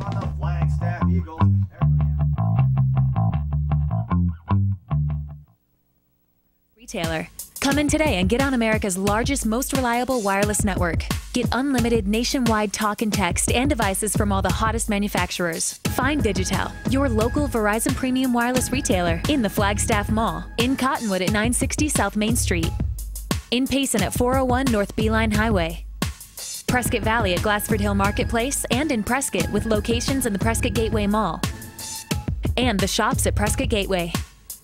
People often refer to Larry Green Chevrolet as the people place. Keeping that reputation is a priority in the community and with every customer that comes through the door.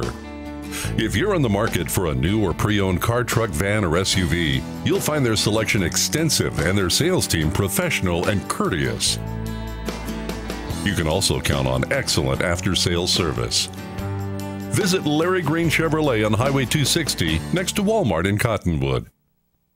The Suzy Q Market is the most convenient stop for road trips, with 1,500 beverage selections and plenty of snacks.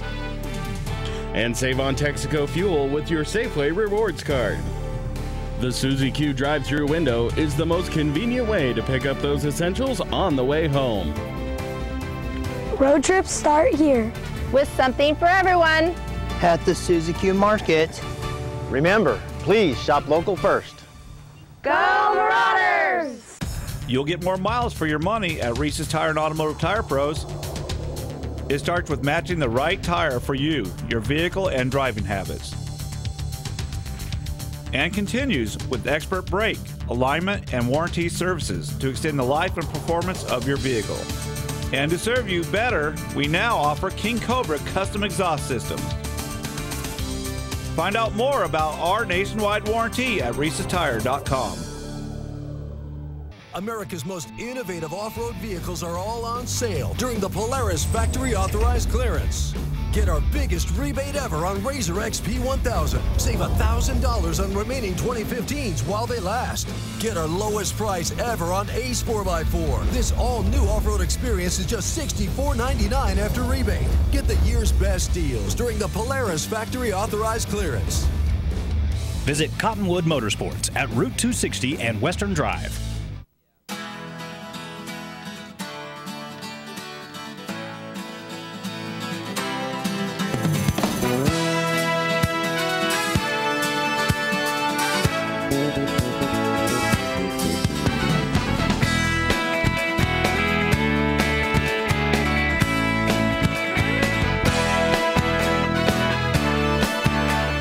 Our whole team is here to help you get the most out of each workout. Here at the Cottonwood Recreation Center.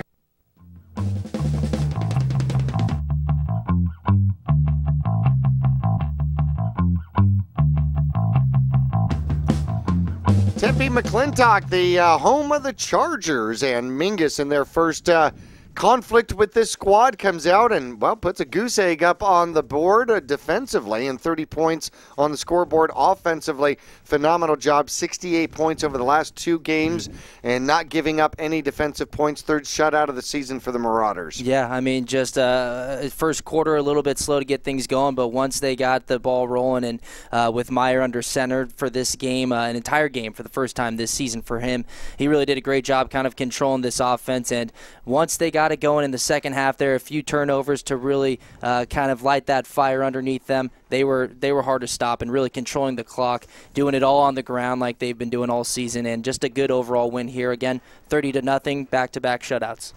Mingus comes up with 3 more sacks in the game for the Marauders, 2 interceptions for Mingus as well. Romero picking up his first interception of the game with a 35-yard return. Pacheco with an interception. And Mingus, we had talked about which team is going to cough the ball up here most. And once it dried out a little bit, that the slipperies didn't become such a big factor. But the ball did come out on the turf a couple of times here tonight. Mingus coughed it up twice, able to get back on it. And for the home Chargers, they gave up the ball a couple of times. Phelps with a fumble recovery against the Chargers on special teams. So defensively, Mingus had so many different things moving, which certainly went their way here this evening. Offensively, Mingus had things going all sorts of different directions and, able to get it done on the ground and in the air. So I think they played a fantastic job. 330 yards on the ground, keeping pace for more than 3,000 yards on the ground here for the Marauders. Yeah, I mean, they continue that, I believe it was 312 or 315 yards a game on the ground rushing. You look at Pagan here for the offense on McClintock, 3 for 6, 56 yards, 2 interceptions. Gerardo really had a big second half for McClintock, 6 carries for 23 yards. But if you look at the total here for the offense of McClintock, 137 yards total, 56 rushing, 81 81 rushing yards, 56 passing yards, 137 total. So right there, nice job by the Mingus Marauders defense keeping that offense of the Chargers really in control and really just not letting them get anything going offensively. When it looked like they were going to be able to put together a drive and maybe start forming this comeback, it was either the Marauders would come up with a big play or a big turnover or really penalties. Yeah, I mean, there was a few times, especially in that second half, where it's, you're thinking, okay, they're starting to move the ball. They're starting to switch out quarterbacks, get different guys in there. And then they would have these penalties that would just kill the entire drive. And that's really what I think hurt the offense for the Chargers tonight. Oh, the coaching staff for the Chargers got to go home, take their sock off, and look for the big hole in their foot. I mean, seriously, because this squad is a good squad. This is not a 30-0 squad. No. The coaching staff for the Chargers was talking about this team needs to learn how to win, and had their opportunities and take advantage of those opportunities, and unable to do so here tonight. Mingus spoils homecoming for the Tempe McClintock Chargers. And by the way, an individual on the coaching staff of the Mingus Marauders, a former Charger themselves, and a Mingus Marauder broadcaster, a morning jock for 100.1, a former Charger himself. So a little bit more of a connection here than we really knew, Yeah, then you really think, you mentioned the first time these teams have met, but really, going back to this team, the McClintock Chargers, coming off of a few really difficult seasons. The last time they had a playoff win was 2008, last time a winning season, 2006. But you're right, Jackie. This doesn't look like a team, watching them tonight, a team that is a 30-0, team when they play Mingus. They have that speed. We saw the speed on all sides of the ball for them.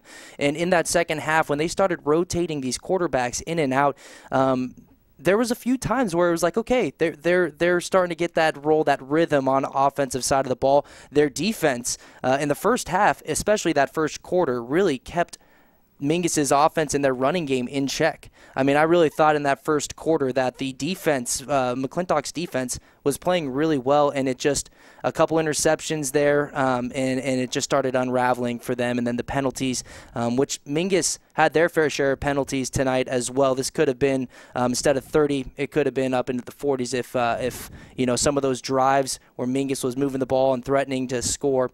They had a few penalties, a few touchdowns called back, but I thought just an overall good game for Mingus. And back to McClintock, they have definitely some weapons on their team. It's just, like you said, putting it all together.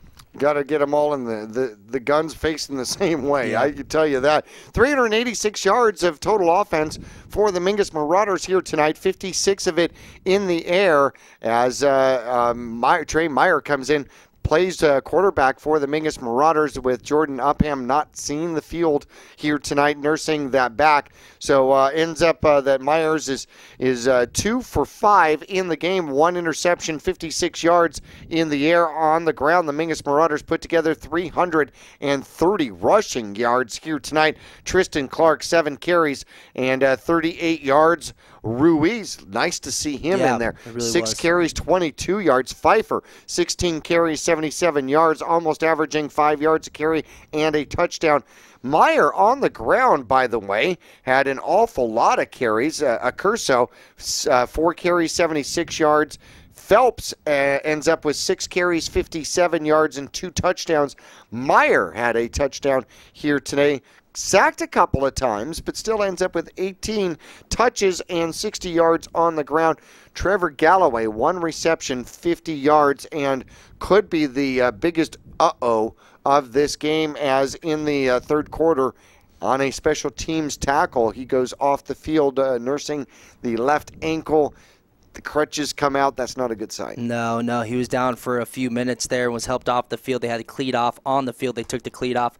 When they came out of the halftime, out of the locker room to start the second half, he was on crutches, so you never like to see that. But, We'll see what ends up with that. We saw Ruiz a couple weeks ago go off on crutches, and we saw him back tonight, which was, like you said, a really good surprise. So we wish Galloway the best, and hopefully he can get back on the field quickly. Yeah, it comes down to the Digital player of the game. I think it's obvious, taking the team on your shoulders and having to be the captain. Yeah, initially I was thinking there's a lot of guys, going over the stats that had really great games, but Meyer coming in, first game really taking charge. This was his offense tonight, and he did a great job. And I think a lot of that is because we've seen him. He's seen time on the field a few times so far this season because of a lot of the leads that Mingus has been able to give themselves. Gets some of those other guys an opportunity to get in there. But, yeah, I think Meyer as well, just a great job tonight controlling the team and the offense and really filling the void of Upham really well. Extra points, field goal, kickoff.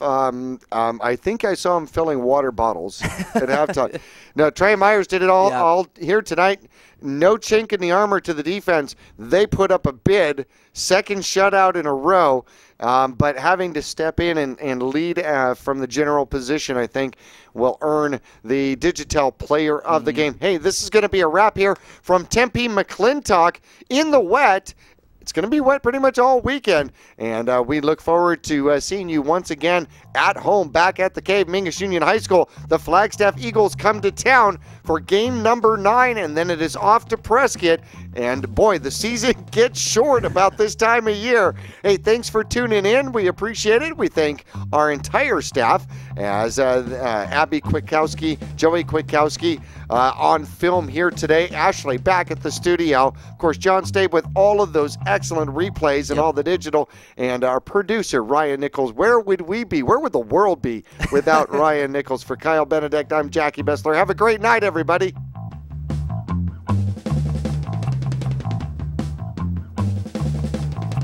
This has been the Mingus Marauder post-game report. Brought to you by Digital, your premium Verizon wireless retailer in Cottonwood next to Susie Q Market on Main Street. Or see the Digital locations in Prescott and Flagstaff. Don't miss the video replay of tonight's Mingus Marauder football game on Verde Valley TV. That's Cable 1 Channel 56 and Suddenlink Channel 2. For times, visit VerdeValleyTV.com. Digital, a Verizon premium wireless retailer. Come in today and get on America's largest, most reliable wireless network. Get unlimited nationwide talk and text and devices from all the hottest manufacturers. Find Digital, your local Verizon premium wireless retailer, in the Flagstaff Mall, in Cottonwood at 960 South Main Street, in Payson at 401 North Beeline Highway, Prescott Valley at Glassford Hill Marketplace, and in Prescott with locations in the Prescott Gateway Mall, and the shops at Prescott Gateway.